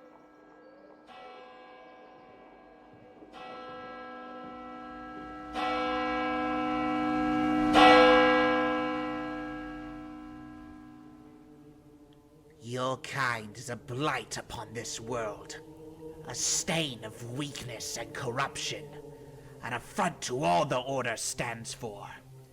You will be hated, shunned, and forever denied the love of Imperius. But through devotion and service, you may yet be spared from the taint in your veins. Prove your faith, and Imperius will purge the filth that festers within you. Deny this path, and you will be cast aside, condemned to the fate of all demonic creatures like you deserve.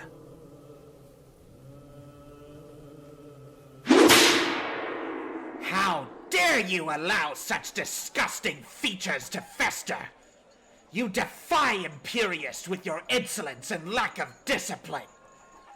Do you think that being away from Nimont frees you from following regulation? That you are above the Order's law? Have you learned nothing? I should tear those wretched horns from your head myself and spare everyone the sight of your disgrace. This day, Imperius looks upon you with nothing but disdain, and you will pay the price for your defiance. Malchus, you idiot. Look at you. You should have come to me first. My father has plenty of files to replace the one that you lost. As soon as I'm done here, we're going straight to him to get you a new one. And don't lose it again, okay? Promise me you won't.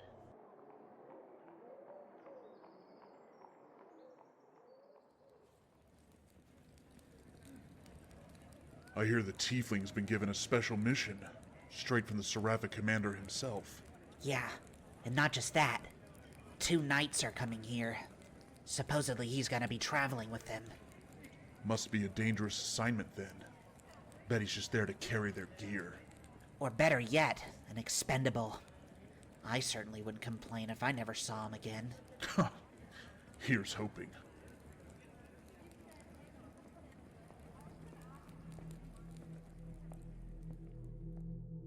Why do you choose to fight for an order that despises you? Why do you persist in living? Your struggle is pointless. Every day my grip on you tightens. Your suffering will never end so long as you resist.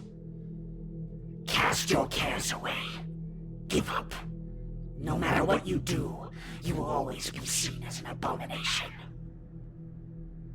I see your hatred for those who scorned you, who insulted you and your parents. The ones who twist your precious order. You want them to suffer? Let me in, and I will make them vanish.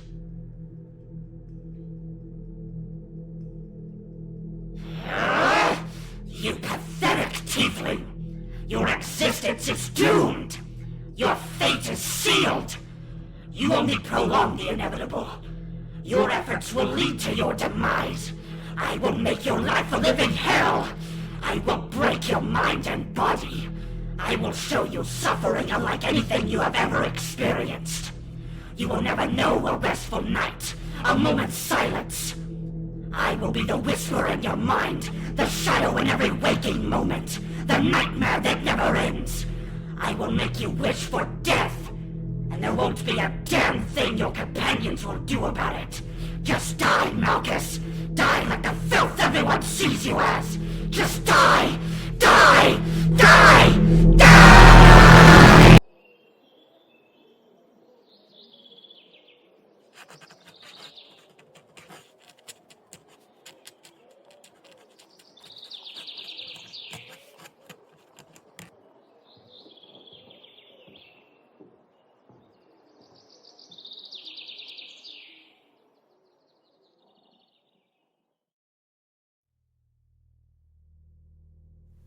Last time on our adventure, we were preparing to leave Norfolk.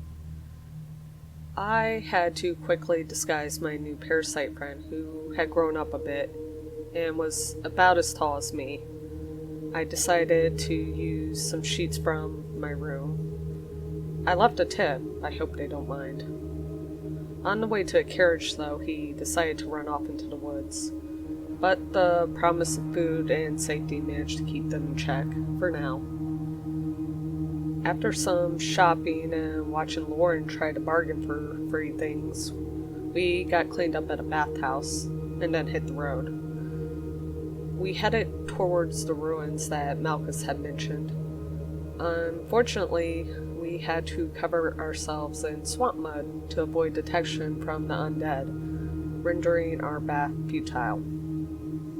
After navigating past a few dangerous beings, we were greeted by some skeletons who, well, greeted us by shooting at us and shooting cannons at us.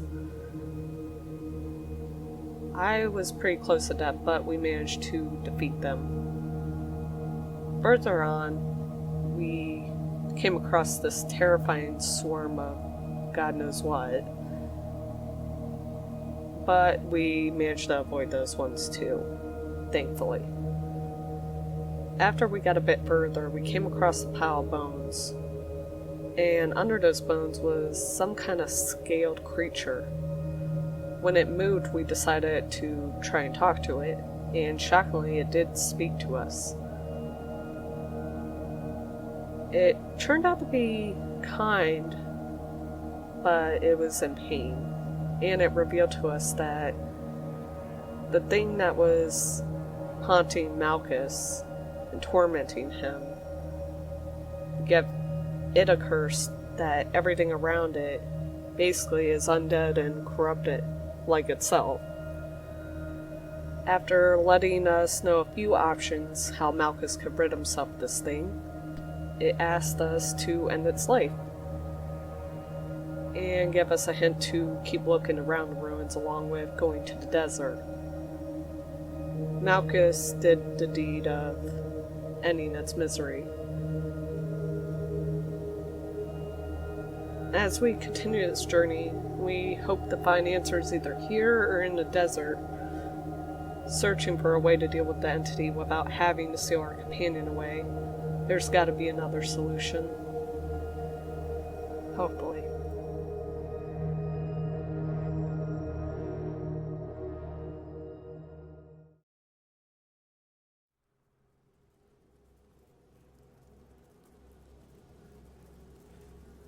Have you ever had a little prickle at the nape of your neck?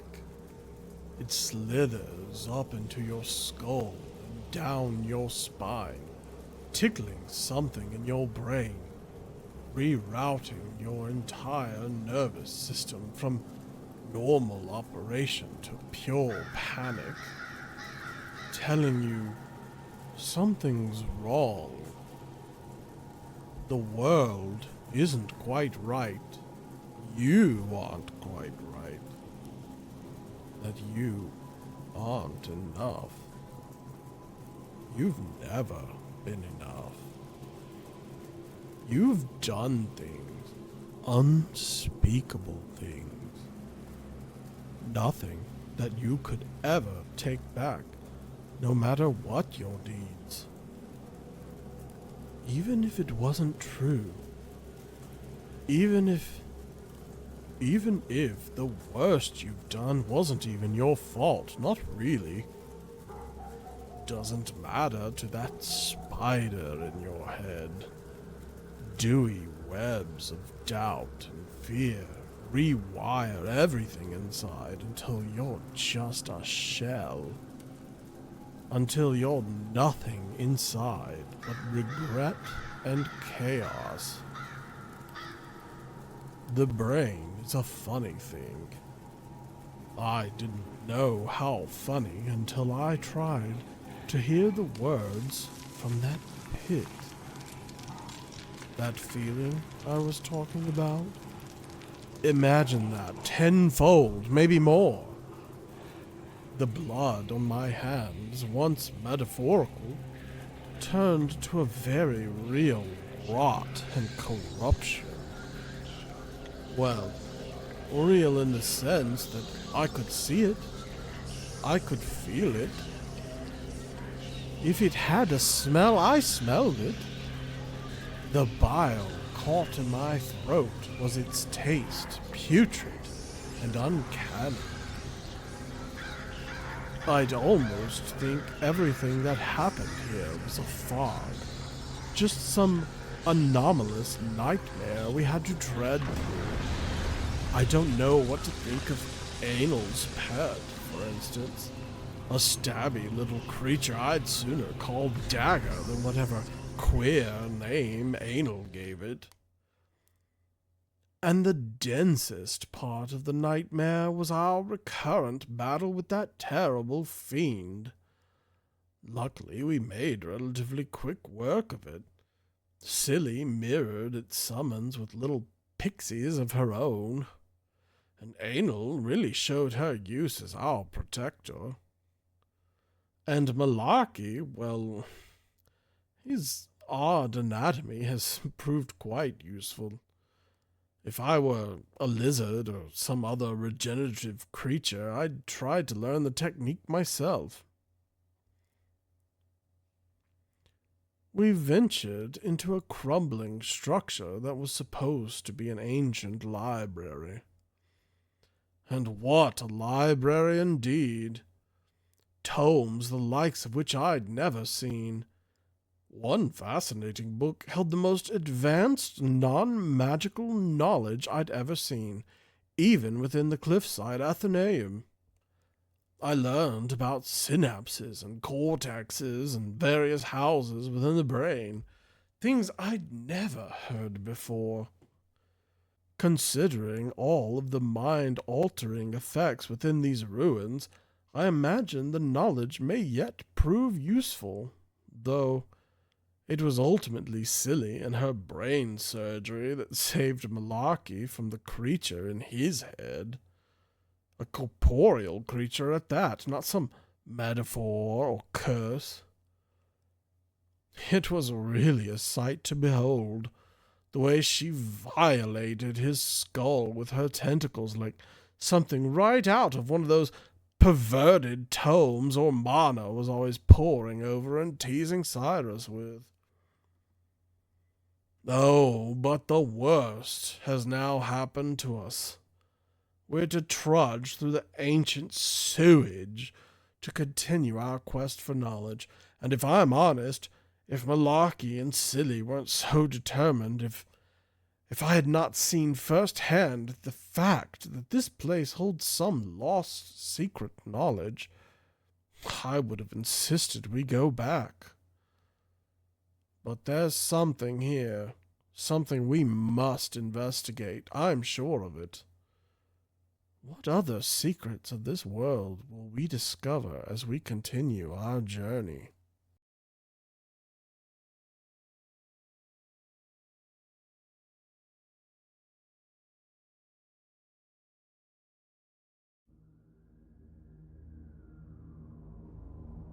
$50,000 souls. That is what's required. 50,000 dead by my hand, and the entity is sealed once more. Of course, the actions needed to imprison such a force of evil are as sinister as the entity itself. Become a monster to rid the world of a monster. I can't do it. I won't do it. I will never bring myself to commit such an atrocity. The dragon we spoke to mentioned another possibility. The people of the desert know of the entity and have a way of sealing it without sacrificing innocents, but this method would seal me away with it. Certain components are required for the seal's success. The dragon only knew of one, a dragon's heart. The rest were unknown to him. He requested that I end his life and take his heart to help with sealing the ritual. I granted his wish. This decrepit city is a nightmare. Piles of dead litter the streets.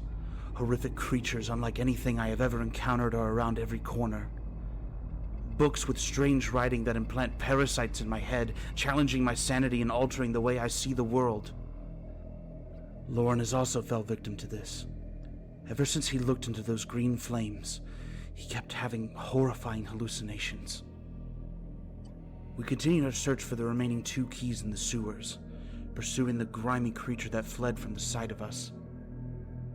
As we navigated through the sludge-filled tunnels, we found a bag of holding on someone's dead body, and Anil found a strange shape-shifting weapon that harnesses the power of lightning.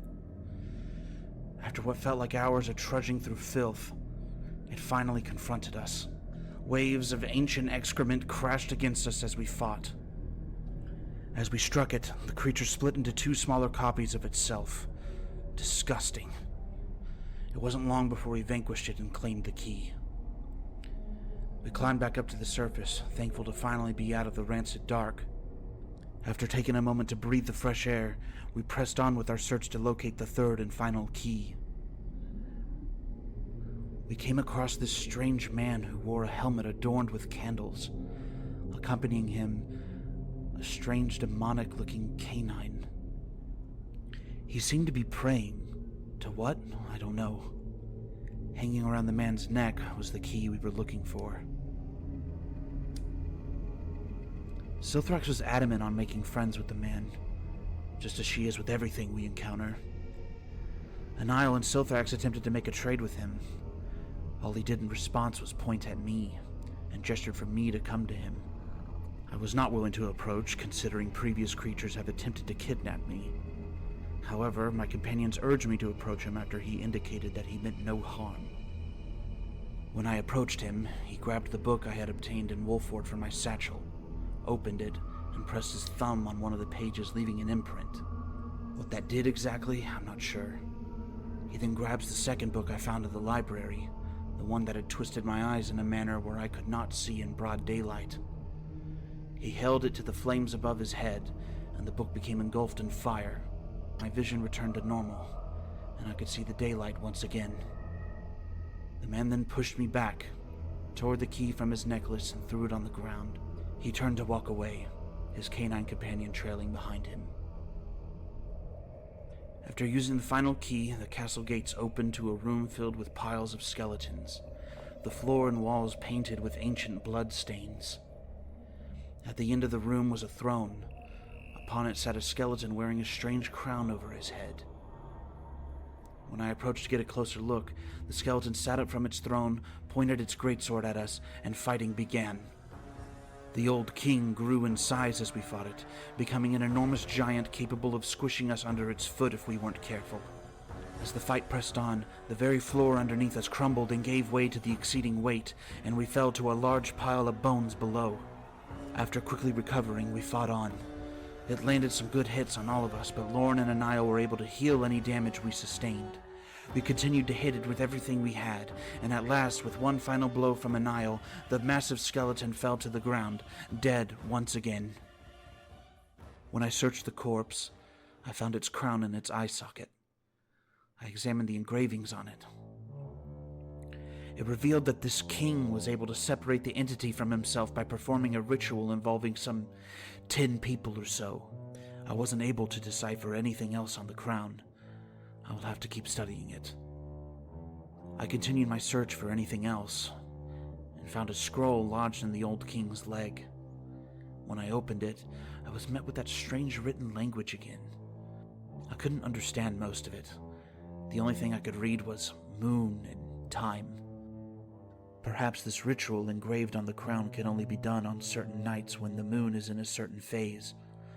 I'm not sure. I have my work cut out for me. But I'm grateful to be leaving this wretched place. My companions are just as exhausted. We're heading back to the safety of Norfolk for a much-needed bath. And after everything we've endured, I think everyone could use a good drink. Or some bread, if your name is Silthrax.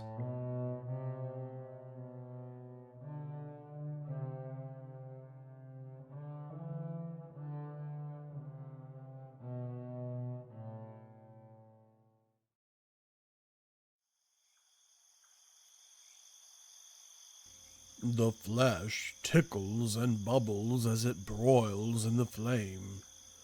It ought to hurt, but doesn't. I grin when the corruption recedes, purified in the campfire. I know it is a matter of the brain and not the flesh, logically speaking, but the body naturally responds less to logic than to the senses. What can I see? What can I feel? You can know a thing without knowing it. One of life's great contradictions. The wrapping grips the wound tight, but the only sensation is the pressure. It'll keep infection from rooting and proving the corruption truer. But memories swim the tempestuous waters of my bleary mind as I lay my head for a night's respite. I'm not sleepy. You stubborn little bug, you. All right, then, you want a story? Cyrus pulls a blanket over me and seals me in with a series of little tucking maneuvers. You've thoroughly spoiled him. Hush, you, I'm just trying to give him what I never had. We never had. Good point, I guess. Cyrus curls up beside me, overshadowed by the hulking figure of Omana embracing him. All right, Bug, I'll tell you the story of the beast and the beast. Once upon a time, there was a little half-human boy. Well, he was more like a very young adult by then, much older than you are now, Lauren. He never knew anything about his mother except what he was told by the humans who raised him. That she was a monster, a beast, just like him, who had abandoned him after he was born and that he should be grateful that anyone at all would take someone like him in. The little boy was quite strong for his age, so they put him to work doing all the hardest chores on the farm and never gave him a day off. They were the real monsters, Ormana interrupted. Yes, let him figure that out on his own. Now, one day they all packed up to head into town for the local festival honoring the new town mayor. The little boy had to pack up crate upon crate of the farm's fruits and vegetables. Just like I do here. Oh, stop that. We all work hard around here, that's the difference.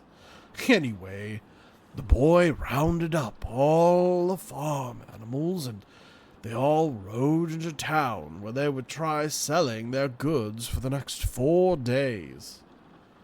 Well, the first 3 days went by and the sales weren't too good. The farmer didn't rotate his crops, and their produce suffered for it. People didn't want to buy it.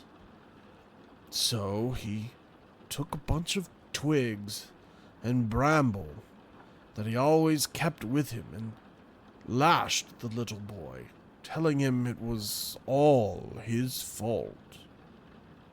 Cyrus, why is Ormana crying? I'm not crying, Pipsqueak. I'm just allergic to all these dusty old books. All right, you little knuckleheads. I'm trying to tell a story here. Now, another little half-human boy was watching from the street. He was a lot scrawnier than the other boy, and he knew he couldn't do anything to stop it, so he ran. That night, the first little boy was guarding the farmer's stall when he saw the second one from the street dragging luggage behind him. The second little boy wrapped bandages around the first's broken flesh and talked about how he had stolen books out of the local library and learned to bandage up his own lashings so they wouldn't get infected.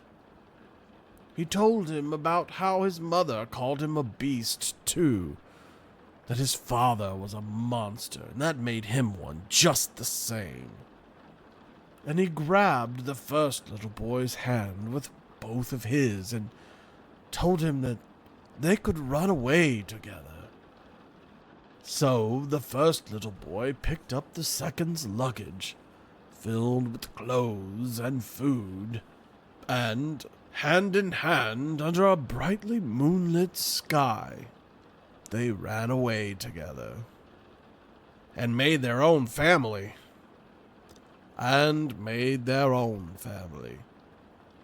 Sometimes, Bug, you aren't born into your real family. You have to find them.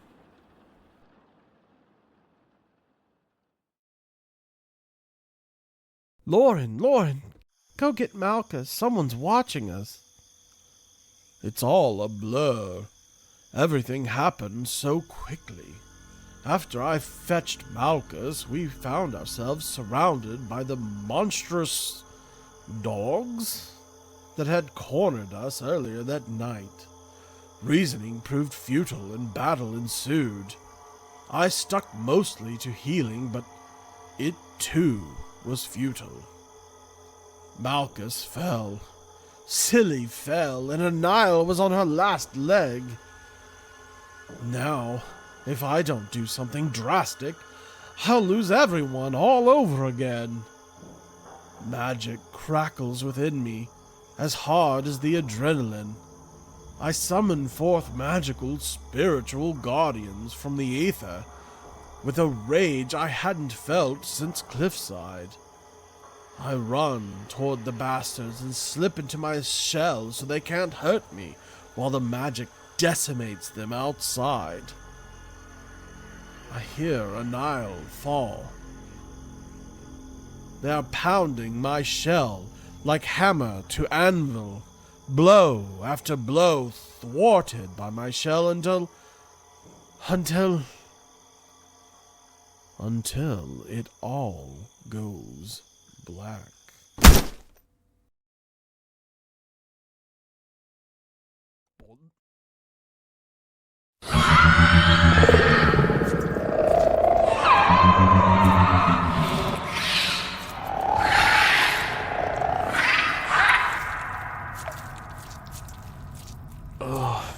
This place is awful. I can hardly get any sleep without hearing Silthrax's friends digging, screeching, spewing up that disgusting substance. The mucus they excrete is absolutely foul. I could barely eat without vomiting. It's one disgusting place after another. It's still leagues better than that prison. All those monsters, all those people being cut open, their brains being extracted and placed into those machines. The creature we fought outside Oldham was there, still alive. Silthrax had obliterated it to pieces. How? Furthermore, we found more of those jar creatures. These were different, though. Instead of the normal black carapace we had seen many times before, these were white, and they all bared a resemblance to the large serpent we saw north of Wolford. Silthrax took them quickly, the few that were alive, at least. Thank Imperius, we were able to quickly make our escape shortly after being locked up. They had us in anti-magic cuffs, but for some reason, they didn't work on me. These black tendrils emerged from my wrists, swiftly removing my cuffs and restoring my magical abilities. Was this the entity's doing? If so, why? I thought it wanted me dead. Does it seek to torment me longer? Or perhaps there's something here that it doesn't like. I don't understand. The man who put the bounty on our heads was some scientist. According to some documentation Daniel found, he had planned to extract all of our brains and use them to help create a massive construct, one the size of a castle. Those schematics don't exist anymore. I made sure to burn them. I found him working on a construct. It looked like he was torturing it, getting rid of its humanity, trying to turn it into a mindless machine. With the help of Daniel, we were able to discreetly free the construct. In an instant, it killed the man and ran out of the room to wreak havoc on whatever it could find at the facility. Silthrax, miraculously, was able to calm it down and convinced it to help us escape. Unfortunately, the only way we could free ourselves was by using the controls to open all of the cells. This provided a good distraction, allowing us to grab our belongings and escape with relative ease. I just hope the monsters didn't kill many innocents. When we made our way outside, we found ourselves on a cliff overlooking Black Hollows. Within the city, a singular large rock with countless purple crystals jutting out of its surface protruded above everything else in the city. The very meteor that fell so long ago, killing the royal family that once ruled the city. It looked familiar, like I had seen it before. I looked at the crown I obtained at the dead city. Engraved on it was that exact meteor that stood there. Despite the danger, it was vital that I go inspect it. Thankfully, my companions agreed to go with me.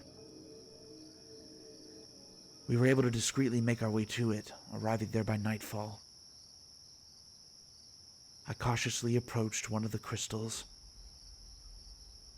and placed my hand on it. And I saw...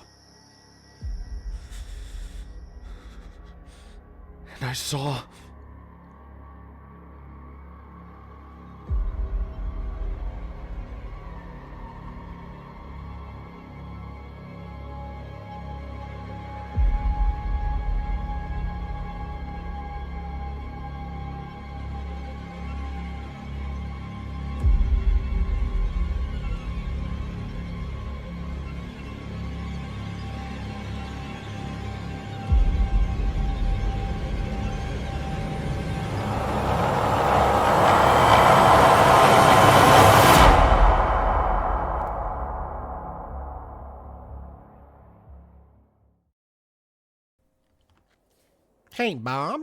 Yes, the one who's promised the Flying Thunderbeak? Where's Jed? It's about time we document our adventures again. Well, I reckon he... Oh, I'm here. I was just outside making some water. Think about that time my brother Jan stood on top of the North Tower and started to pee down into the snow below, but it was like so cold that his pee froze before it hit the ground, and he peed so long that by the end of it his pecker turned black, and then, he put it all back in there and just kind of waddled back inside, and I always wondered if that's why I was never an uncle.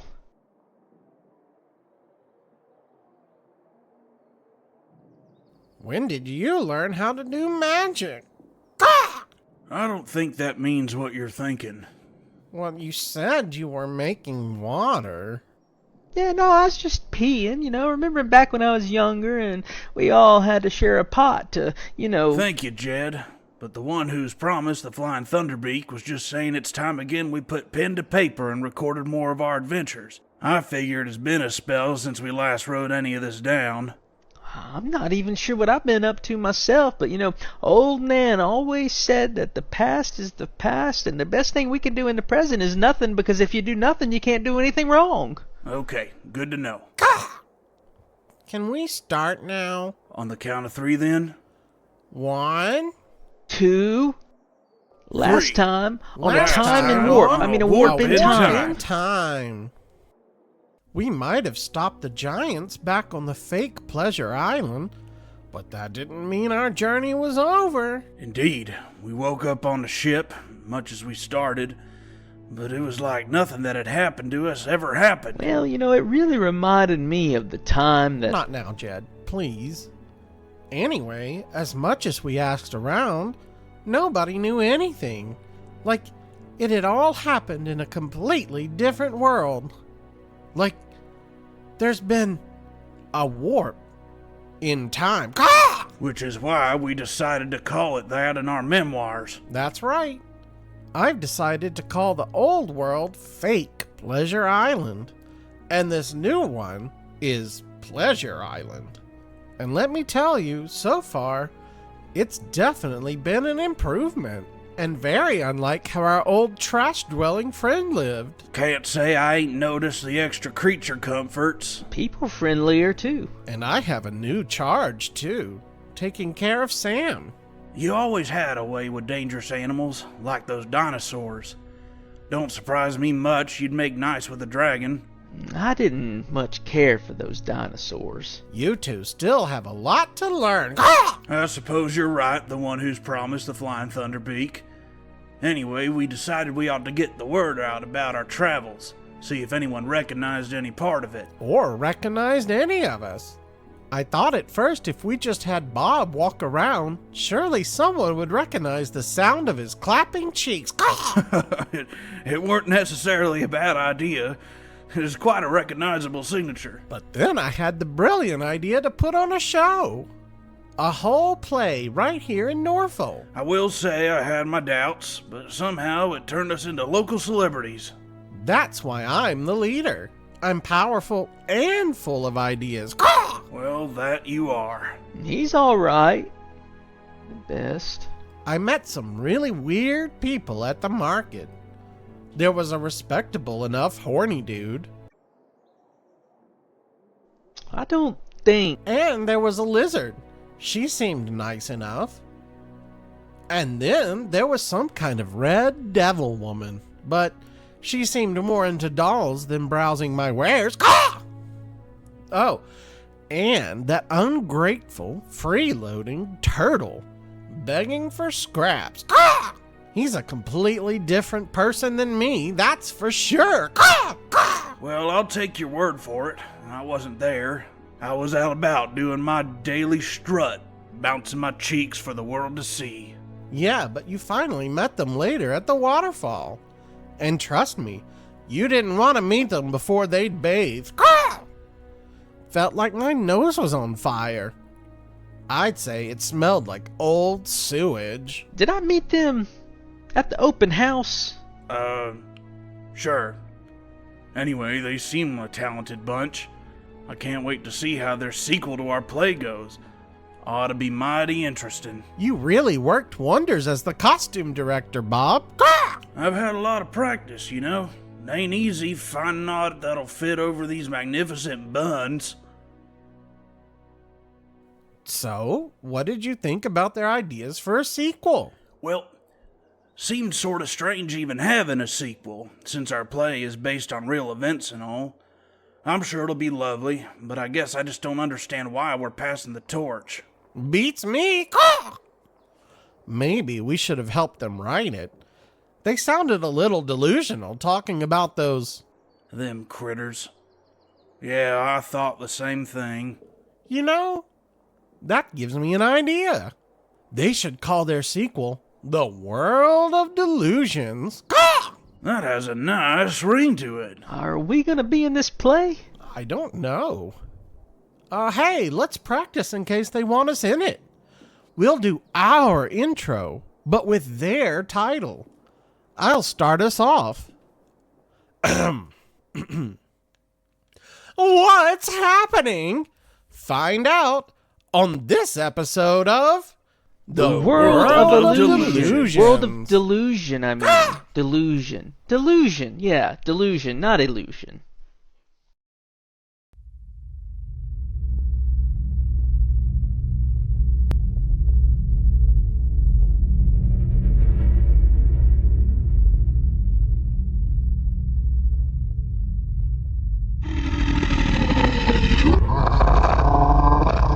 Hello.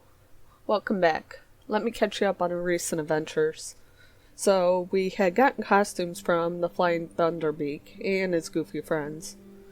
One of his friends had a cool name, I can't remember it though. In exchange for the costumes, we were asked to fight, defeat, and take the core from a Black Hollow's machine soldier and return it to the Flying Thunderbeak. We came across 3 machines and a hidden mercenary searching and scouting the city for us. So we decided the best course of action would be to use Gassy to distract all of them except one. The last one we lured in, costumes on, saying that we saw the people they were looking for, us. Once we got one of them back to the bathhouse, Malchus used the displacing maul ability on them. You know, I wonder if he ever gets a stomach ache, from eating machines like that. Sounds worse than the time I ate month-old bread that I hid from family. Anyways, so Anile slapped the machine guy a bit. Then the machine guy decided to take his anger out on Malchus for a bit, before I decided to banish him. That never gets old. You'd think we'd be in a clear, right? Nope. Malchus fell down, trying to jump over the waterfall, and landed on something just as nasty. Old dinosaur monster.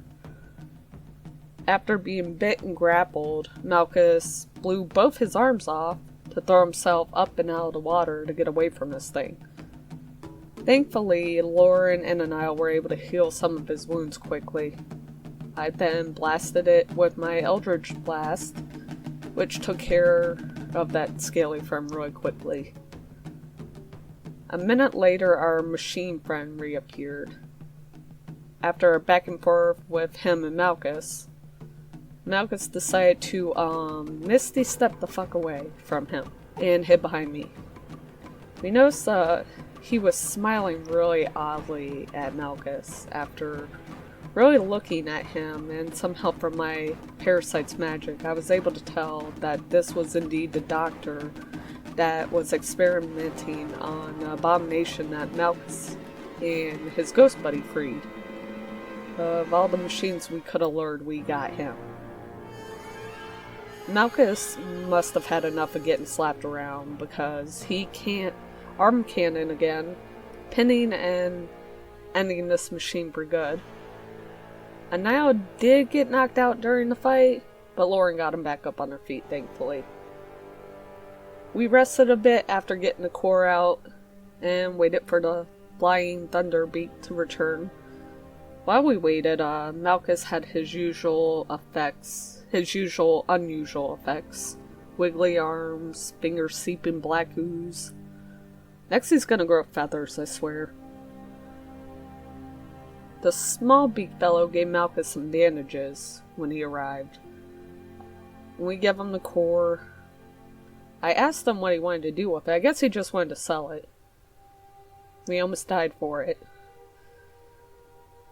Oh, and we found out Gassy flipped a house. But Smallbeak claimed that he could fix it easily. But he couldn't fix Malchus's hands. Seems silly to me. We also had to agree to do a play in the future to keep our costumes on. Fun. After saying goodbye to Smallbeak, we headed back down to the tunnels. The goal was to head to the desert. When we got back, we seen another jar broke open. Another creature had grown. This time it was one of the white creatures. He couldn't speak because he didn't have vocal cords, but he was nice enough and talked to me. In fact, he was so nice he helped Malchus and Al and Lauren into the new sauna they built. I knew they were going to build a sauna. I think we got a good future ahead of us with our new buddies, even though everyone seems scared of them. They just gotta learn that some kind words and a little bit of bread goes a long way. So, on to our next adventure. Will we get to the desert, or will we get in prison again? Who knows?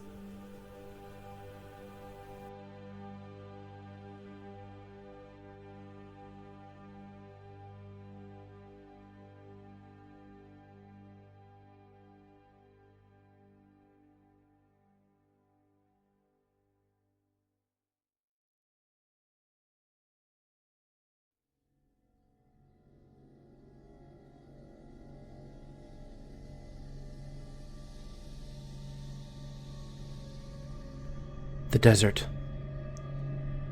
The dragon in the dead city told me I would find answers here. Answers that would help free me of the entity. The people who hold such answers live in the very center of the desert, isolated from the rest of the world. And rumors say a living sandstorm patrols the outskirts of the desert, swallowing anyone unfortunate enough to find themselves in its path. Silthrax's friends couldn't tunnel us there due to the sand, and our carriage would not traverse well on the dunes, so we had to cross the desert on foot. I was concerned that we would be unable to make such a perilous journey, but Silthrax used her newly acquired bag of holding to store a bunch of water we found in an underground lake. Dehydration was no longer a concern. The trek across the desert was miserable. The heat alone made me miss the chilling winds of Wolford. Over the course of our journey, we encountered sand elementals, got attacked by sand sharks, witnessed a dragon breathing lightning on the sands below, and my sword got possessed by the spirit of Jeremy, a traveler who perished in the desert long ago. Jeremy wished to complete his journey before he could pass on to his eternal rest. I agreed to fulfill his wish, out of obligation for accidentally bringing him back from the dead. We have also been watched during the night. A strange lion made of sand with glowing eyes, watching us from afar. It never did more than that. It just watched. Another strange but very pleasant oddity, the entity. It hasn't spoken to me or tormented me at all over the course of our desert journey. Why is that? Could it be afraid? This has to be a good sign. It means I'm on the right path. Your days are numbered, abomination. We finally reached the city. Much to our surprise, it was inhabited by a bunch of bug people known as the Thrycreen. They didn't seem very interested in us arriving in their town, and just went about their day. We received directions to where their leader was located and went straight there with no delay. This is where I will at last get all my answers. Admittedly, I was concerned they would imprison me or exile me from the city when I told them I was possessed by the entity, but thankfully, that didn't happen. The leader spoke of a way to rid of the entity that wouldn't require sealing myself away with it, or sacrificing thousands of lives. It requires me to go to a place where the entity once resided. I must isolate myself in this place, and not eat, drink, or sleep for a month. Over the course of this month, the entity will slowly leave my body. The leader wouldn't say more, nor would he give me information on what materials were required for the sealing ritual. He gave us a task to fulfill first, and in turn, he will give us the rest of the information we require, and answer any and all questions we have afterwards. Our task is to find and kill the sand lion that we saw a couple nights before. The leader says it's responsible for killing the denizens of the city over the past couple years. We set out tomorrow morning to search for the creature. Since it seemed to stalk us before, hopefully it shouldn't be much of a challenge in finding it. Killing it, on the other hand, I don't know how that will go. The leader claimed it's a sand elemental that broke free from the living sandstorm. Given how powerful that is, I'm anticipating this will be a difficult fight. No matter. This is only another stepping stone on the path to my freedom. Nothing will stop me from banishing the entity. And with the help of my companions, it is all but assured.